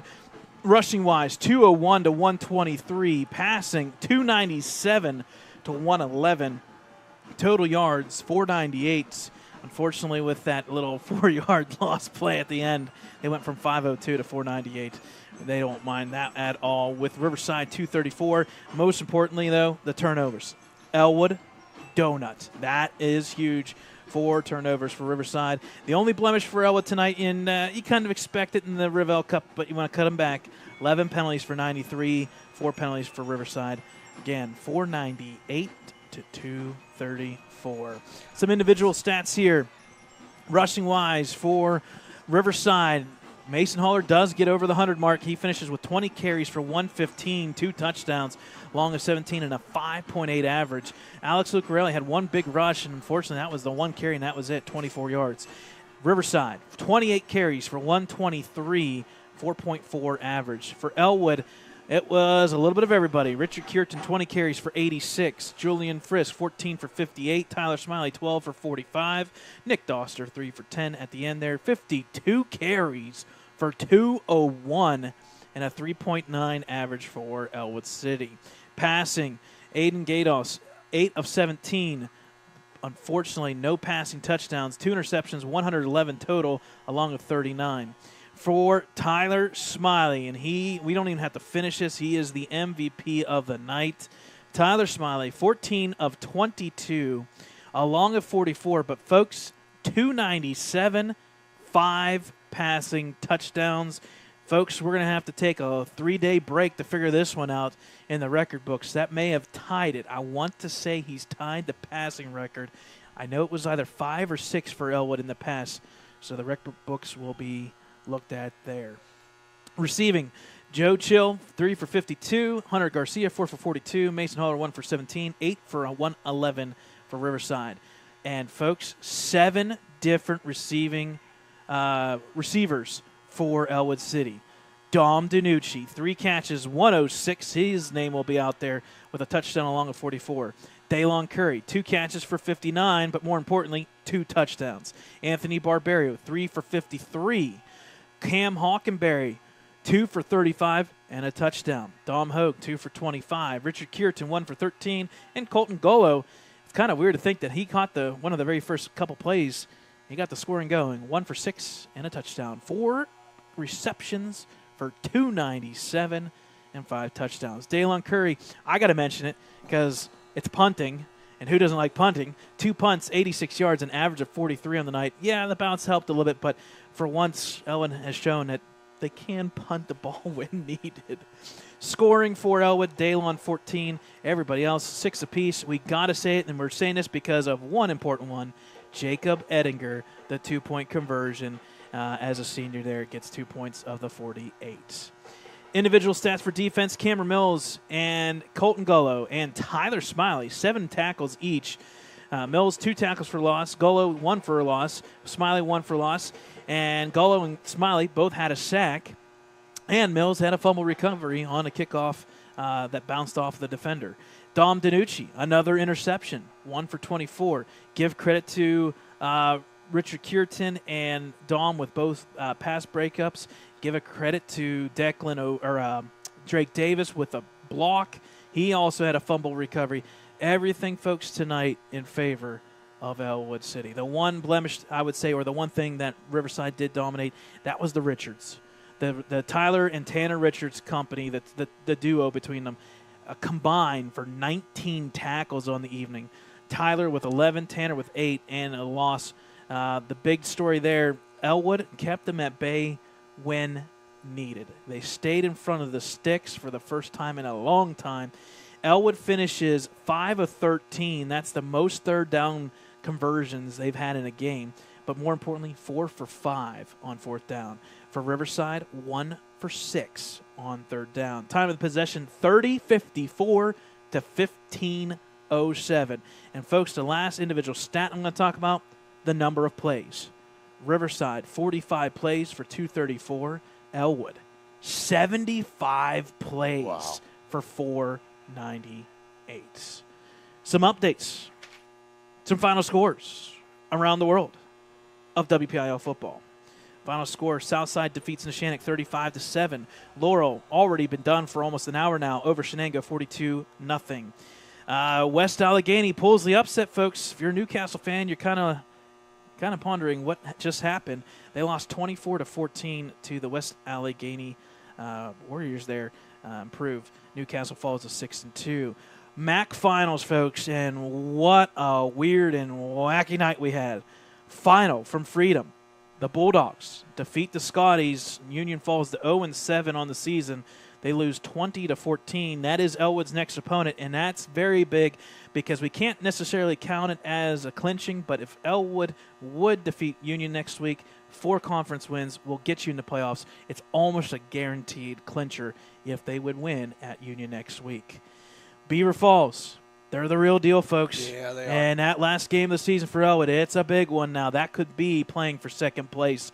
Beaver Falls defeats New Brighton 39-18. If you're an Ellwood fan, you kind of feel good because at least the team you lost to, New Brighton, they do lose. They fall to 2-3. You're now 3-2, so you are ahead of New Brighton. You are ahead of Riverside. So just after 1 week, you go from second place to fifth. Now you go all the way up to third. Beaver Falls, second place now with a 39-18 victory, 4-4, but more importantly, 4-1 in section play. And the big one, folks, the upset, not called all season long. Western Beaver falls to the Mohawk Warriors. A big win for the Warriors that still technically keep their playoff hopes alive. 33-20, Mohawk Warriors. Where did they come from? Thad? What a night. Yes, what a night. And with senior night, always a big night. Senior nights are so much better when there's a win. Oh, and there's and a even a bigger win against Riverside. I think senior night, if Riverside's home on the schedule, that last home game of the year needs to be Riverside, senior night, and they did it again this year. They've been doing it for several years. So, yes, a great night for football, a great win for the Wolverines, winning this game 48-14. Keep apprised, folks. Brad will have more of the standings and up-to-date scores and highlights from around the WPIAL on our social media accounts. As folks always remember, you can re-watch this game or any other broadcast that we've ever done in the 9 years of us doing this at the Ellwood City Wolverines YouTube page. Hard to believe, Brad. This is our last broadcast from this press box this season. It goes, we anticipate the season coming so much, and then once it's here, it seems to always go so fast. But as always, winning is fun. And tonight, the win was a lot of fun. On behalf of Dakota, Brad, you got anything else, Dakota? Yeah, if you're looking for anything to do tomorrow night, support the Blue Band as they are at the Beaver County Invitational down at Geneva College. They are also at the Grove City Homecoming Parade in the morning. All right, great. So Blue Band going to be busy tomorrow. And that deal down there at Geneva, that's a great community event that they put on down there. All the Beaver County bands are there. I think it was 14 bands? Yeah. So, I think we're performing number 6 of 14, okay, if I remember correctly. All right, so get down there to Geneva College and check out the Beaver County bands and throw some love and support toward them, and a beautiful evening to be had. So, Brad, you got anything? Senior night festivities continue next week. For volleyball, we'll be back on the air for that. Wednesday, we'll have the middle school football game against Laurel back here. And then Friday night, we'll be up at Union on the road. All right, very good. So with that, folks, on behalf of Dakota Marshall, our cameraman, our producer, the man with the plan, the man that knows all, he's really a national treasure, Brad Windhorst, and myself, Thad Sturgeon, we hope you've enjoyed the broadcast as much as we've enjoyed presenting it to you. Good night, everybody.